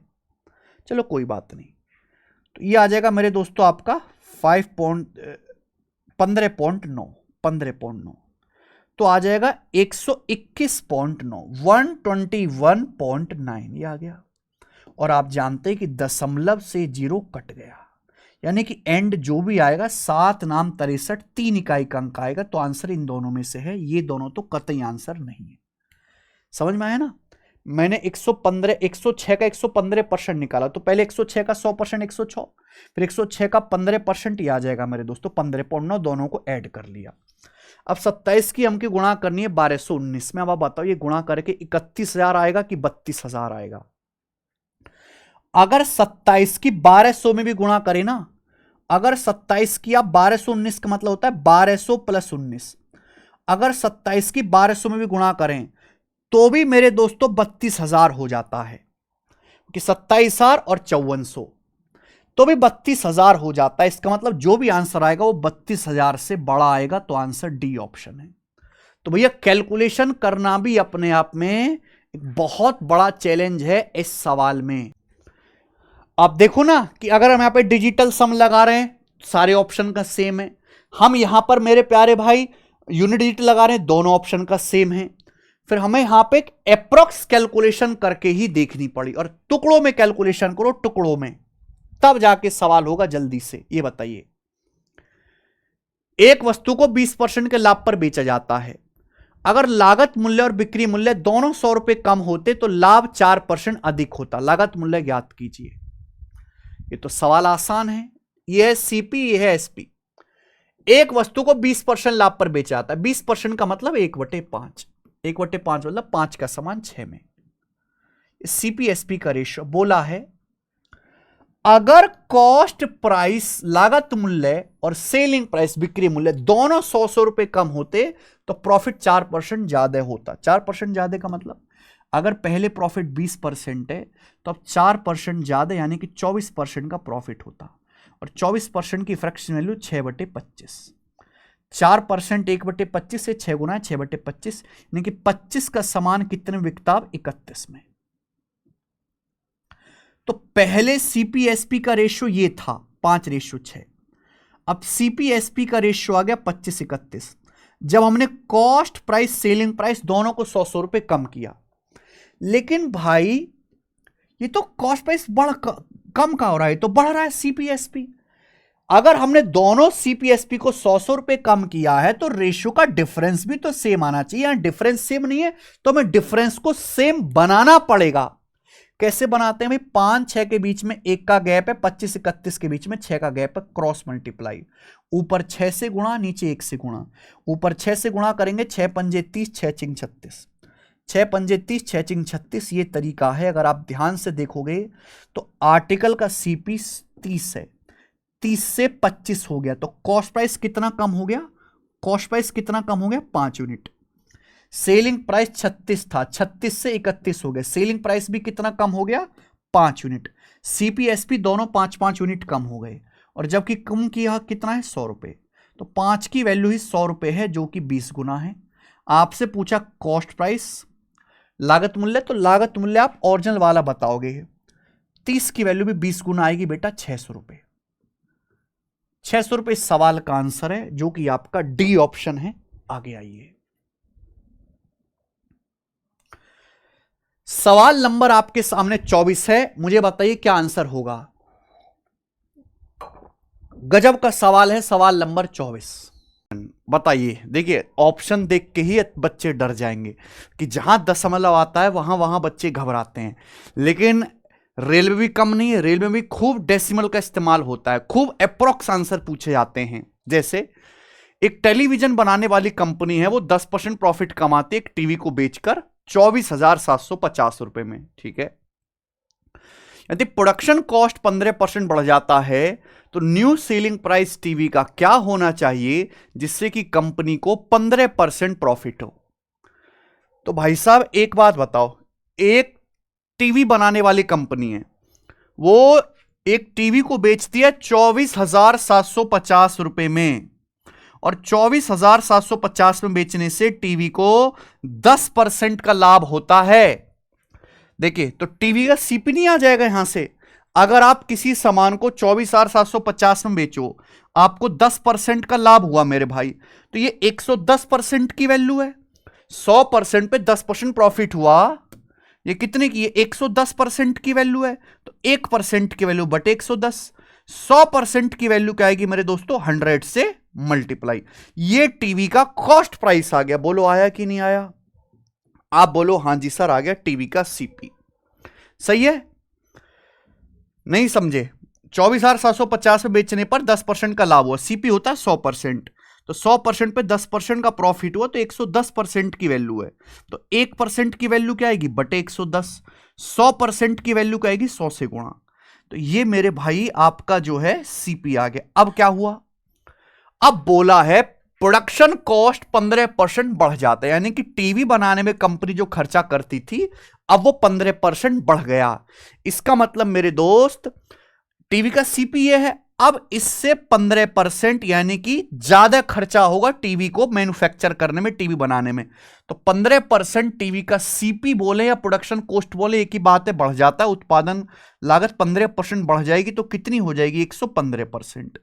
यानी कि अब टीवी का जो नया सीपी आ गया मेरे प्यारे भाई, वो ये आ गया। बोले हां। अब मेरे प्यारे भाई तो बोला टीवी का नया सेलिंग प्राइस क्या होगा अगर 15% प्रॉफिट कमाना है। अगर हमें इस पर 15% प्रॉफिट कमाना है, ये नया कॉस्ट प्राइस आ गया, इस पर 15% प्रॉफिट कमाना है, 100% पे 15% प्रॉफिट कमाना है, तो हमें 115% में सेल करना पड़ेगा। यानी कि फिर 115% से गुणा कर दीजिए और ये टीवी का सेलिंग प्राइस आएगा। और यही वो कैलकुलेशन है जो आपको करनी है, यही वो कैलकुलेशन है यहां पर। अब आप मुझे बताओ क्या आ जाएगा जी। देखो कैलकुलेशन तो काफी खतरनाक है, पर 0 0 काट लेते हैं। 11 दूनी 22 और 2 11 दूनी 22, 11 पंजे 55।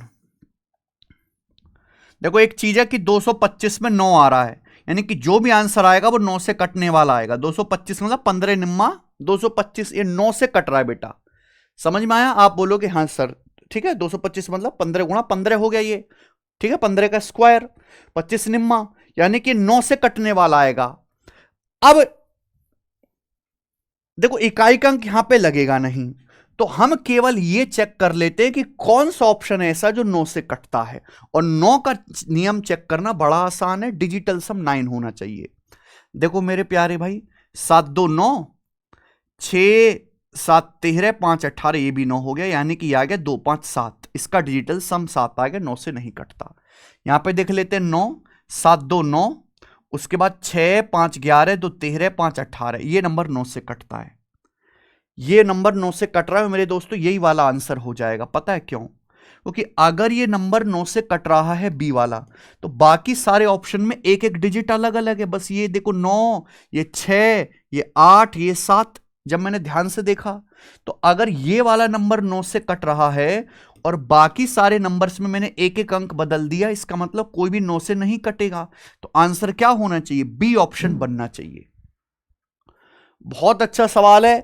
अगर आप इस तरीके से नहीं चेक करोगे ऑप्शन से, तो भैया इतनी बड़ी कैलकुलेशन करना कोई मजाक काम नहीं है। किसी में इतना जिगरा नहीं है कि पेपर में इतनी लंबी कैलकुलेशन करने बैठे। आपको 9 का 11 का, जैसे यहां पे 115 में 23 आता है, फिर हम 23 का मल्टीपल चेक कर लेते, ठीक है ना, 23 का पहाड़ा हमें याद ही है। तो लेकिन हम करते ऑप्शन से, हम इसकी कभी एग्जैक्ट कैलकुलेशन नहीं करते। आइए, 40% वस्तुओं को 2% लॉस पर बेचा गया और बाकी वस्तुओं को 4% लाभ पर बेचा गया। अगर कुल लाभ 250 रुपए है तो बेची गई वस्तु का क्रय मूल्य क्या है? सवाल में आपको दिया हुआ कुल प्रॉफिट, हमें कुल प्रॉफिट 250 रुपए दिया हुआ है। अगर मुझे यह पता लग जाए कि सारी वस्तुओं पर कुल कितने % का प्रॉफिट हुआ है तो सॉल्व हो जाएगा। आप बोलोगे हां जी सर बिल्कुल सॉल्व हो जाएगा। तो मेरा जिंदगी का मकसद एक यही है कि मैं ये पता लगाऊं कि सारी वस्तुओं पर मिलाकर कितने % प्रॉफिट हुआ है। 40% वस्तुओं को 2% लॉस पर बेचा गया। 40% की फ्रैक्शन वैल्यू 2/5। अगर मैं मान लेता हूं कि टोटल 5 वस्तु खरीदी है आपने, माने आपके पास टोटल 5 वस्तु हैं, तो 5 में से 5 का 40% क्या होता है? 2 वस्तुओं को बेचा गया है 2% के लॉस पर, तो बची कितनी वस्तु? फिर 3 वस्तु बची, 2 और 3 5 होता है, और 3 वस्तुओं को बेचा गया है 4% के लाभ पर। तो कुल मिलाकर इन सारी वस्तुओं पे कितना % का प्रॉफिट हुआ? तो आप कहोगे सर ये है यहां पर 2 का 2% लॉस है, माइनस का 4, और ये 3 चौक 12 यानी कि 8।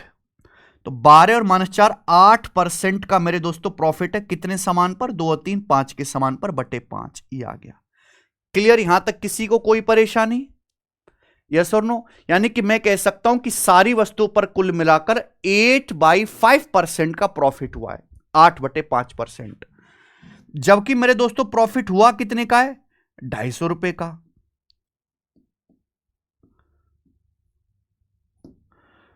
तो ये 8%/5 मेरे प्यारे भाई 250 रुपए के बराबर यहां से आ गया। कोई दिक्कत? तो यहां से 8% की वैल्यू कितनी आ गई भी? 8% की वैल्यू आ गई 1250 रुपए। 25 पंजे 125, 1250 रुपए। और आपसे पूछा सारी वस्तुओं का क्रय मूल्य, यानी कि आपसे 100% की वैल्यू यहां पर पूछी गई है। क्या पूछा गया? 100% की वैल्यू यहां से पूछी गई है। ठीक है जी। तो अगर ये 8% की वैल्यू है तो 1% की वैल्यू क्या आएगी, बटे 8, और 100% की वैल्यू कितनी आएगी मेरे दोस्तों, मल्टीप्लाई बाई 100। ये मेरे दोस्तों आपका आंसर आ जाएगा। अब आप मुझे बताओ क्या होगा ये। आप जानते कि 8 से ये जो 1000 है, ये 100 गुणा 10,000 ही तो हो गया, 125 बार कट जाएगा। और 125 गुणा 125 क्या होता है मेरे प्यारे भाई, ए ऑप्शन 15,625। 125 का स्क्वायर हो गया ना, 25 आएगा, 12 गुणा 13 156। तो 15,625 रुपए सारी वस्तुओं का टोटल क्रिय मूल्य, ए ऑप्शन। तो कभी भी ऐसे सवाल आए ना, ये वेटेड एवरेज वाला मेथड है, आप ये निकालो कि ओवरऑल सारी वस्तुओं पे कितना परसेंट फायदा हुआ। टोटल फायदा है 250 रुपए, उसको बराबर कर दो।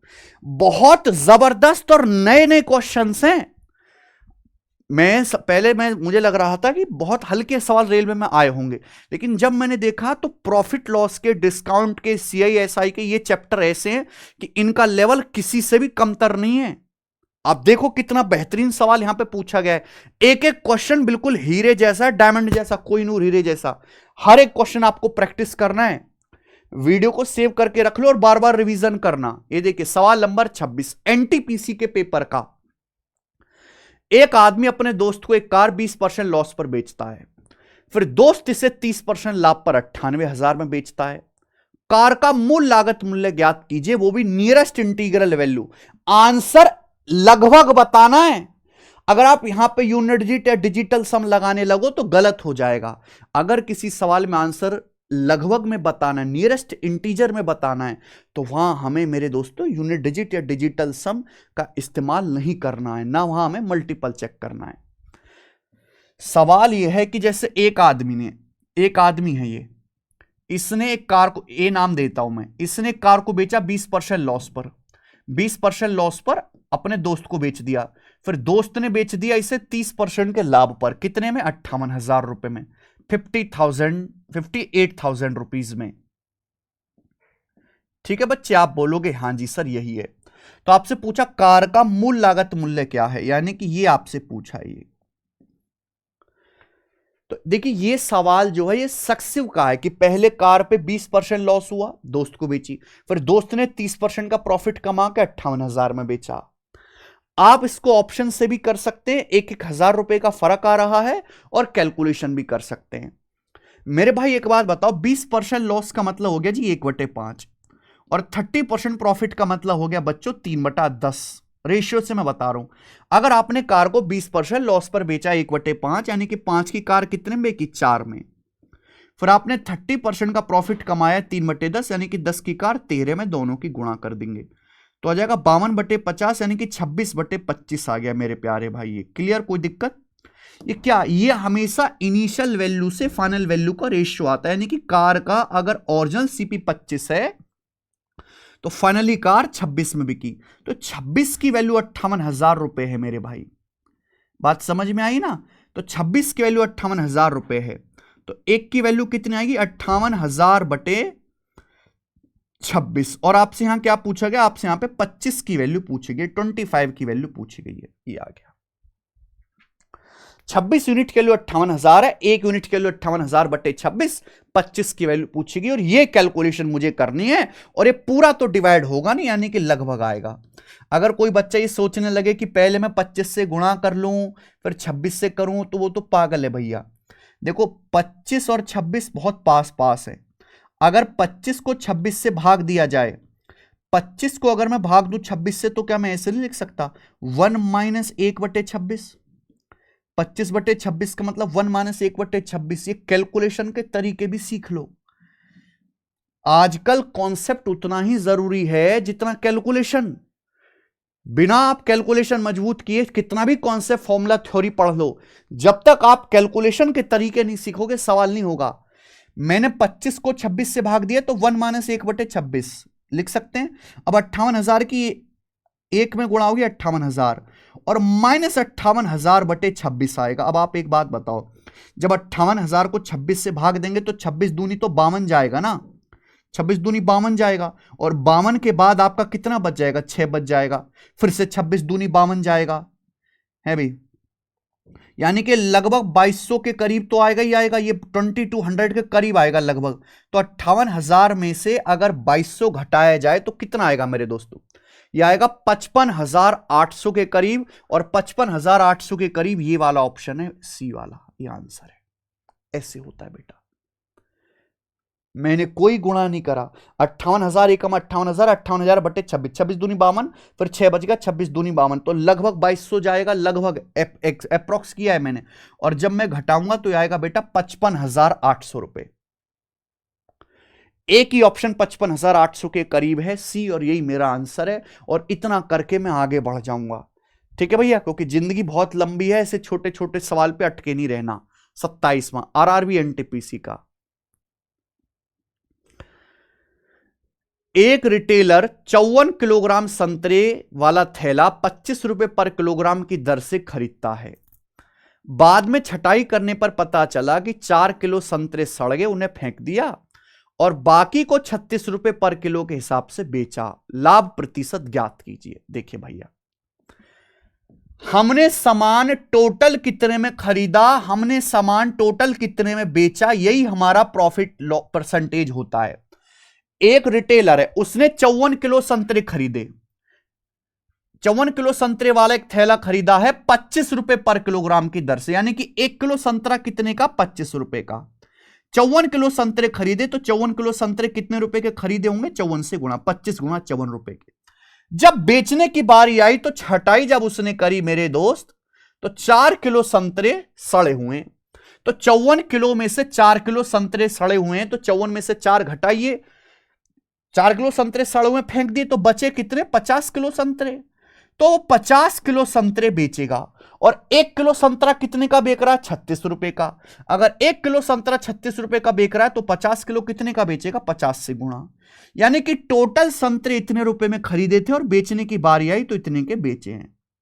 रेशियो ले लियो। मैं हमेशा आपको एक तरीका सिखाता हूं कि एग्जैक्ट कैलकुलेशन करने की बजाय क्रय मूल्य और विक्रय मूल्य का अनुपात ले लिया करो, वहां से जल्दी निकलेगा। तो आप देखिए 25 दूनी 50 और 18 तिया 54 और 18 दूनी 36, तो आ जाएगा बेटा 3:4। ये सीपी से एसपी का रेशियो है, यानी कि हम कह सकते हैं अल्टीमेटली 3 का सामान 4 में बिका, तो 1/3 का प्रॉफिट हुआ, और 1/3 मतलब 33:1/3%। सी ऑप्शन आंसर है। समझ में आया? तो आप कहोगे सर ये तो आसान है। सवाल नंबर 28, एक आदमी ने अपनी घड़ी 144 में बेची और लागत मूल्य के बराबर लाभ का प्रतिशत प्राप्त किया। घड़ी की कीमत ज्ञात कीजिए। बहुत बढ़िया। एक आदमी ने अपनी घड़ी 144 रुपए में बेची और लागत मूल्य के बराबर लाभ का प्रतिशत प्राप्त किया, यानी कि घड़ी का जो सेलिंग प्राइस है वो 144 रुपए है।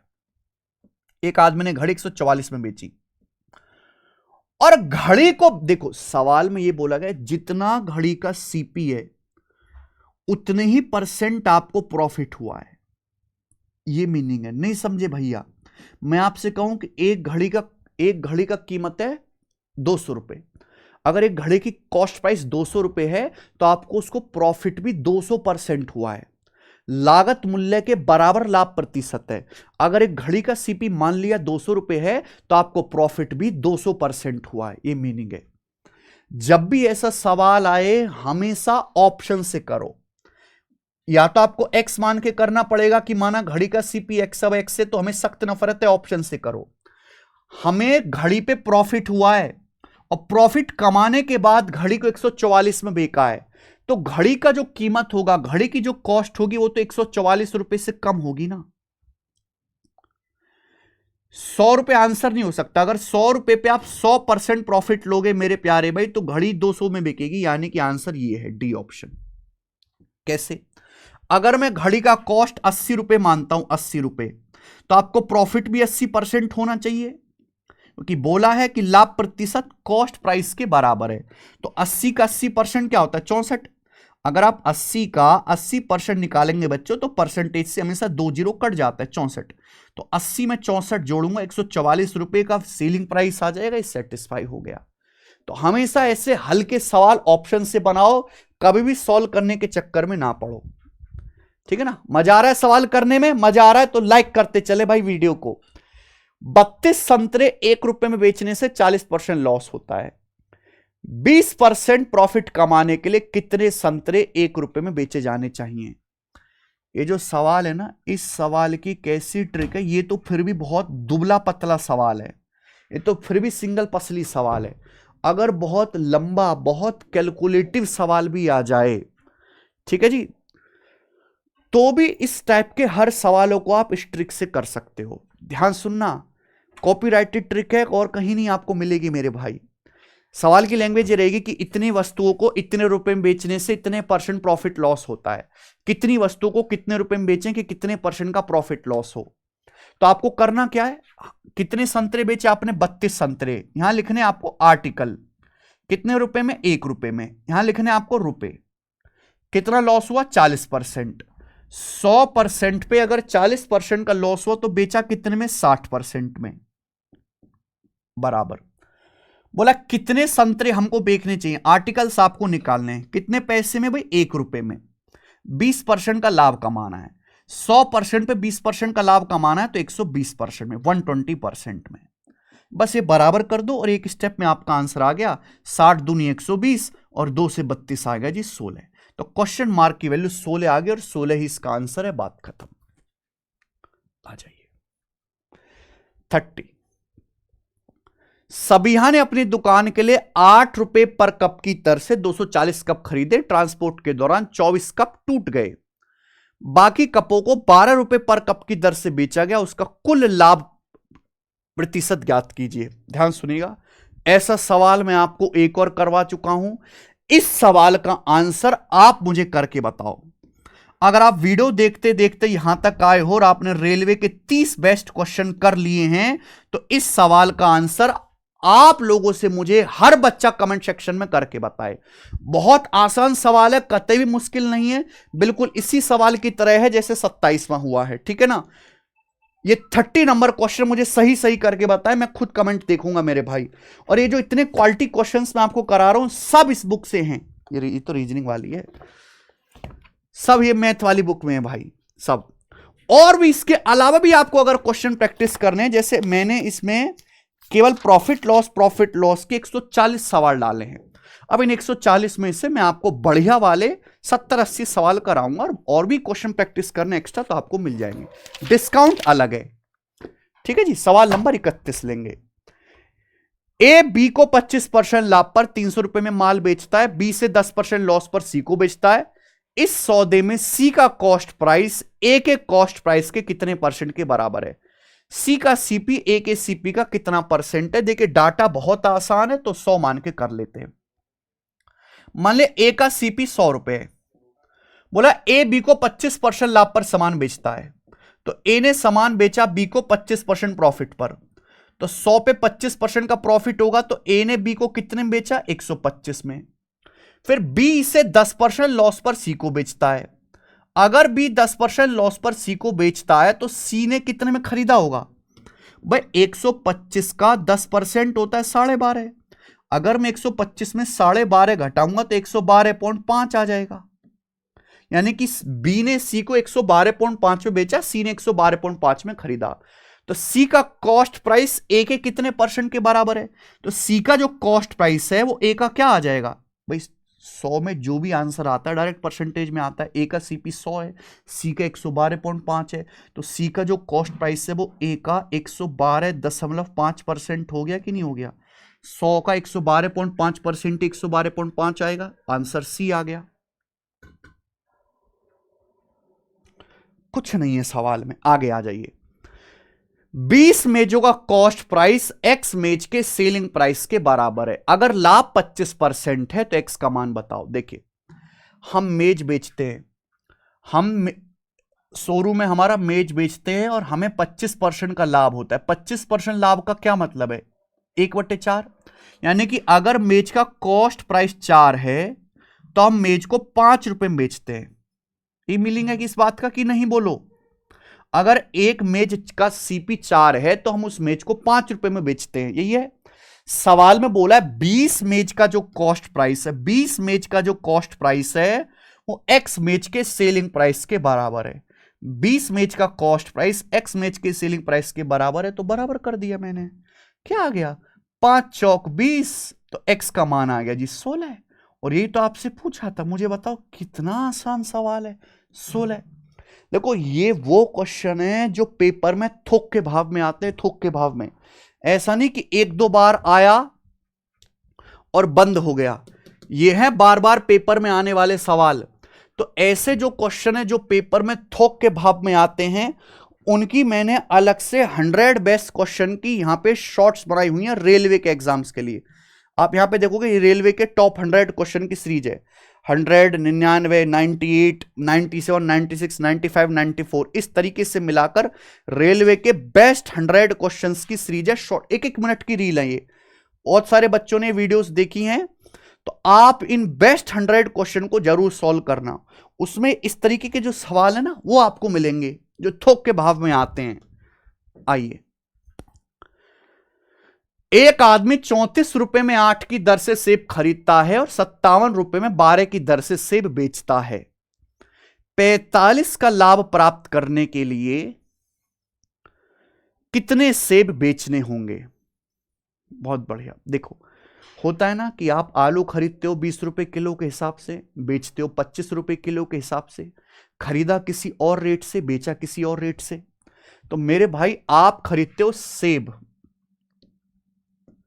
आप खरीदते हो सेब, यहां लिख रहे हैं रुपी, और मेरे दोस्तों ये हो गया क्रय मूल्य खरीदने का दाम, और ये हो गया बेचने का दाम।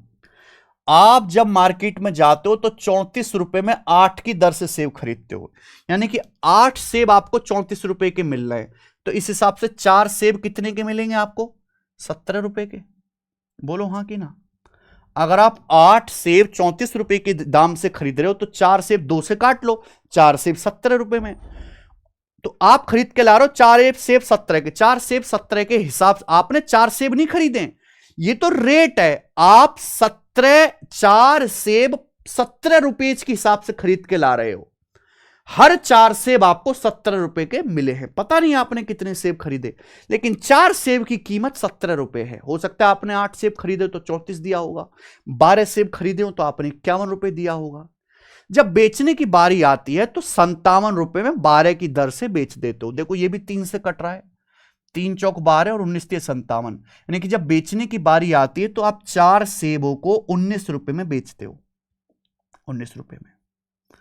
सवाल में कहा गया 45 रुपए का प्रॉफिट कमाने के लिए कितने सेब बेचने पड़ेंगे? 45 का प्रॉफिट कमाने के लिए, यानी कि जब आप 4 सेब खरीद कर बेचते हो, 4 सेब आप खरीदोगे 17 रुपए के, आर्टिकल सेम कर लिए मैंने, और वो 4 सेब आप 19 रुपए के बेचोगे तो आपको 2 रुपए का फायदा होगा। कितने का? 2 रुपए का।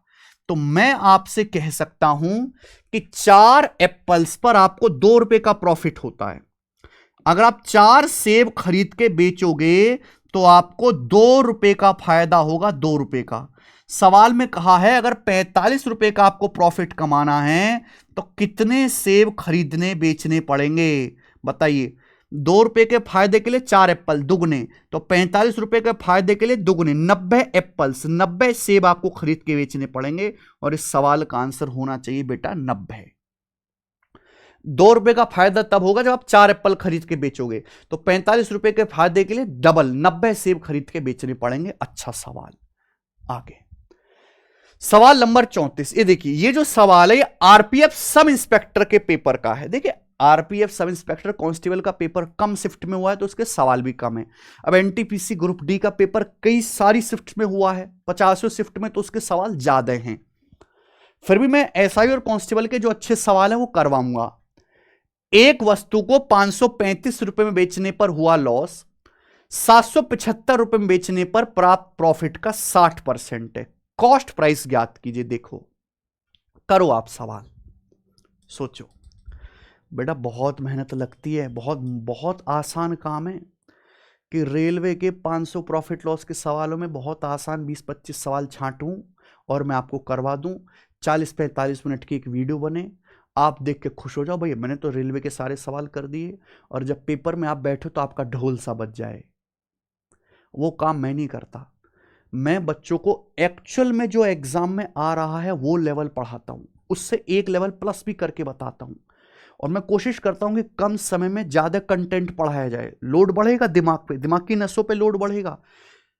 कम समय में ज्यादा कंटेंट हो, ज्यादा टाइप हो, ज्यादा सवाल हो, बकेती कम से कम हो, और आप वो सीखें जो आपको कहीं सीखने को मिला ना मिले। आप कैलकुलेशन भी समझें। मैं आपको बात बात पे फॉर्मूला ना रटवाऊं, बात बात पे ट्रिक ना रटवाऊं। सारे सवाल मैंने रेशियो परसेंटेज का इस्तेमाल करके उड़ा दिए। बस एक सवाल में फॉर्मूला था। ये देखिए, एक वस्तु को 535 रुपए में बेचने पर लॉस, 775 रुपए में बेचने पर प्रॉफिट का 60% है। देखो, प्रॉफिट है लॉस क्या किस पे होता है? सीपी पे। सवाल में यह कहा गया है कि जब आप किसी सामान को 535 रुपए में बेचते हो तो 535 रुपए में बेचने से आपको लॉस होता है, और ये जो लॉस है वो उसी सामान को 775 रुपए में बेचने से हुए प्रॉफिट का 60% है। 60% का मतलब हो गया बेटा 3/5। अब सवाल में बेचना, सवाल में समझना लैंग्वेज को। सवाल कह रहा है कि 535 रुपए में बेचने पर जो लॉस हुआ है वो 775 रुपए में बेचने से होने वाले प्रॉफिट का 60% है। 535 रुपए में बेचने पर जितने रुपए का लॉस हुआ है ना, वो लॉस का जो अमाउंट है वो 775 रुपए में बेचने पर होने वाले प्रॉफिट का 60% है। प्रॉफिट का, लाभ का 60% है। यानी कि ये मान लेते हैं कि अगर आपको 775 में बेचने पर 5 यूनिट का प्रॉफिट हुआ है, कितने का? 5 यूनिट का प्रॉफिट हुआ है, तो 5 का 60% 3 होता है। तो 535 रुपए में बेचने पर आपको 3 यूनिट का लॉस हुआ है। 775 में बेचने से प्रॉफिट हो, यानी कि कॉस्ट प्राइस से ज्यादा है। 535 रुपए में बेचने पर लॉस हुआ, कॉस्ट प्राइस से कम है। तो बोला है कि 775 में बेचने से जो प्रॉफिट हुआ उस प्रॉफिट का 60% लॉस है। अगर मैंने प्रॉफिट 5 मान लिया तो 5 का 60% या 3 का लॉस है। अब आगे कैसे होगा? आप डिफरेंस देखो, ये कॉस्ट प्राइस से 5 ज्यादा है, ये कॉस्ट प्राइस से 3 कम है। तो मेरे प्यारे भी इनके बीच का डिफरेंस कितना आएगा? 5 में से -3 घटाएंगे 8 यूनिट, जबकि डिफरेंस आएगा कितना? रुपए में कितना डिफरेंस है? 775 में से 535 घटाओ। अगर आप 775 में बेचा, यहां 535 में रुपए में कितना डिफरेंस है घटाओ, तो आएगा 240 रुपए। तो 8 यूनिट की वैल्यू 240 रुपए है, जो कि 30 गुना है। तो आप चाहे यहां से सॉल्व कर सकते हैं, चाहे यहां से छाप के। 8 यूनिट के लिए 240 रुपए 30 गुना, तो 3 यूनिट की वैल्यू भी 30 गुना है, 90 रुपए, 90 रुपीज। क्लियर? आप बोलोगे सर एकदम क्लियर, मजा आ गया। अब आप मुझे एक बात बताओ, हमने किसी वस्तु को 535 रुपए में बेचा और हमें 90 रुपए का नुकसान हुआ। हमने किसी वस्तु को 535 में बेचा, मेरे को 90 रुपए की चपत पड़ गई, 90 का नुकसान हो गया, तो खरीदी कितने की होगी? मैंने 535 से 90 रुपए ज्यादा में खरीदी होगी। यानी कि सामान का जो सीपी होगा 535 प्लस 90 625 रुपए होगा। क्लियर है? बताइए। तो वस्तु का क्रय मूल्य आपसे पूछा है, ए ऑप्शन इस सवाल का आंसर आ गया। बहुत बहुत जबरदस्त सवाल है मेरे प्यारे भाई। और अब हम अपने आखिरी सवाल की तरफ चलेंगे। आइए, बढ़िया सवाल है, और ये क्वेश्चन है आरआरबी जेईई जूनियर इंजीनियर के पेपर का। एक लाइन का क्या, 4 शब्दों का सवाल है। होता है ना कि हम अक्सर सामान किसी और भाव से खरीदते हैं, बेचते हैं, और किसी भाव से। तो संतरे की टॉफी 1 रुपए में 4 मिलती है, और बेचते हो 1 रुपए की 3। खरीदी अलग भाव से, बेची अलग भाव से, तो बीच में फायदा हुआ कि नहीं? वही सवाल है। What is the gain percent? लाभ क्या होगा जब हम आर्टिकल खरीदते हैं 6 पीस 4 रुपए 5। जब हम वस्तु खरीदते हैं तो 6 वस्तु 5 रुपए के हिसाब से, 6 पीस 5 रुपए के, और बेचते हैं 5 पीस 6 रुपए के। लाभ प्रतिशत बताओ। बेस्ट ट्रिक बता रहा हूं, जब भी ऐसा सवाल आए, ट्रिक क्या कॉन्सेप्ट है, आप 1 पीस का सीपी निकालो, 1 पीस का एसपी निकालो। आप मुझे बताओ, आपने 6 पीस 5 रुपए के खरीदे हैं, तो 1 पीस कितने का हो गया जी? 5/6 रुपए का। 1 पीस 5/6 रुपए का हो गया, इतने का खरीदा।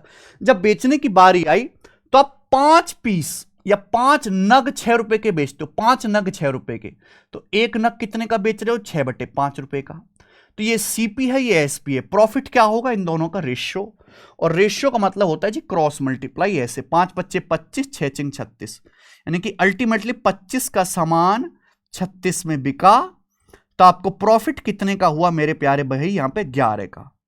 कितने के समान पर? 25 के समान पर। 1/25 4% होता है, तो 11/25 11 गुना 44% आएगा। तो इस हिसाब से आपको यहां पर 44% का लाभ हुआ, बी ऑप्शन। समझ में आया? तो ये तो फिर भी बहुत इजी डाटा का है, अगर कैलकुलेटिव भी आए तो ये तरीका आपको हमेशा सहूलियत देगा।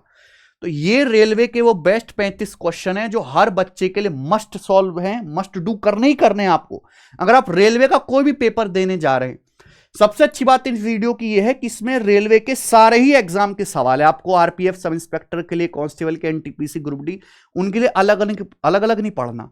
आप इन क्वेश्चंस को लगाओ और रेलवे का कोई भी एग्जाम जाके दे दो। और 70-80% क्वेश्चन रेलवे में प्रीवियस ईयर रिपीट होता है, तो आप इनको जरूर करके जाएं, ठीक है ना। और एक्स्ट्रा क्वेश्चंस की प्रैक्टिस करने तो आपको हमारी इस कंप्लीट प्रैक्टिस बुक में मिलेगी, जो आपको अमेजन फ्लिपकार्ट में है, ठीक है ना।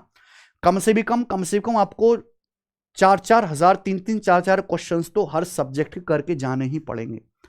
रेलवे में जब पहले पेपर हुआ था 5-6 साल पहले, वही 14-15 हजार सवाल हैं। वो 14-15 हजार सवाल लगाना ना तो कोई जरूरत है उनका, ना ही प्रैक्टिकल है। लेकिन ये 4000 जो यूनिक सवाल हैं, एक टाइप का एक तो कवर होना ही चाहिए, वो तो करने ही पड़ेंगे, ठीक है जी। तो ये वीडियो मेरे दोस्तों आपको कैसी लगी? आपने यहां से कौन सी अच्छी बात सीखी? कौन सा सवाल आपको सबसे बढ़िया लगा?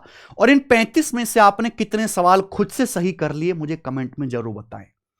ये प्रॉफिट लॉस का पार्ट 1 था। मैं इसी तरीके से मेहनत करता रहूंगा आपके लिए फ्री यूट्यूब पर। कोई पेड क्लासेस नहीं है।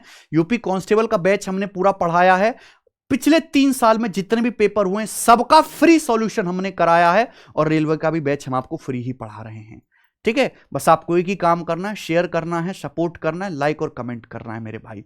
अब प्रॉफिट लॉस का दूसरा पार्ट आएगा, जिसमें इससे थोड़े और बेटर सवाल होंगे, नेक्स्ट 35, जो कल आएगा। डेली क्लास मॉर्निंग में अपलोड होती है 9 बजे से 10 बजे के बीच में। बाय।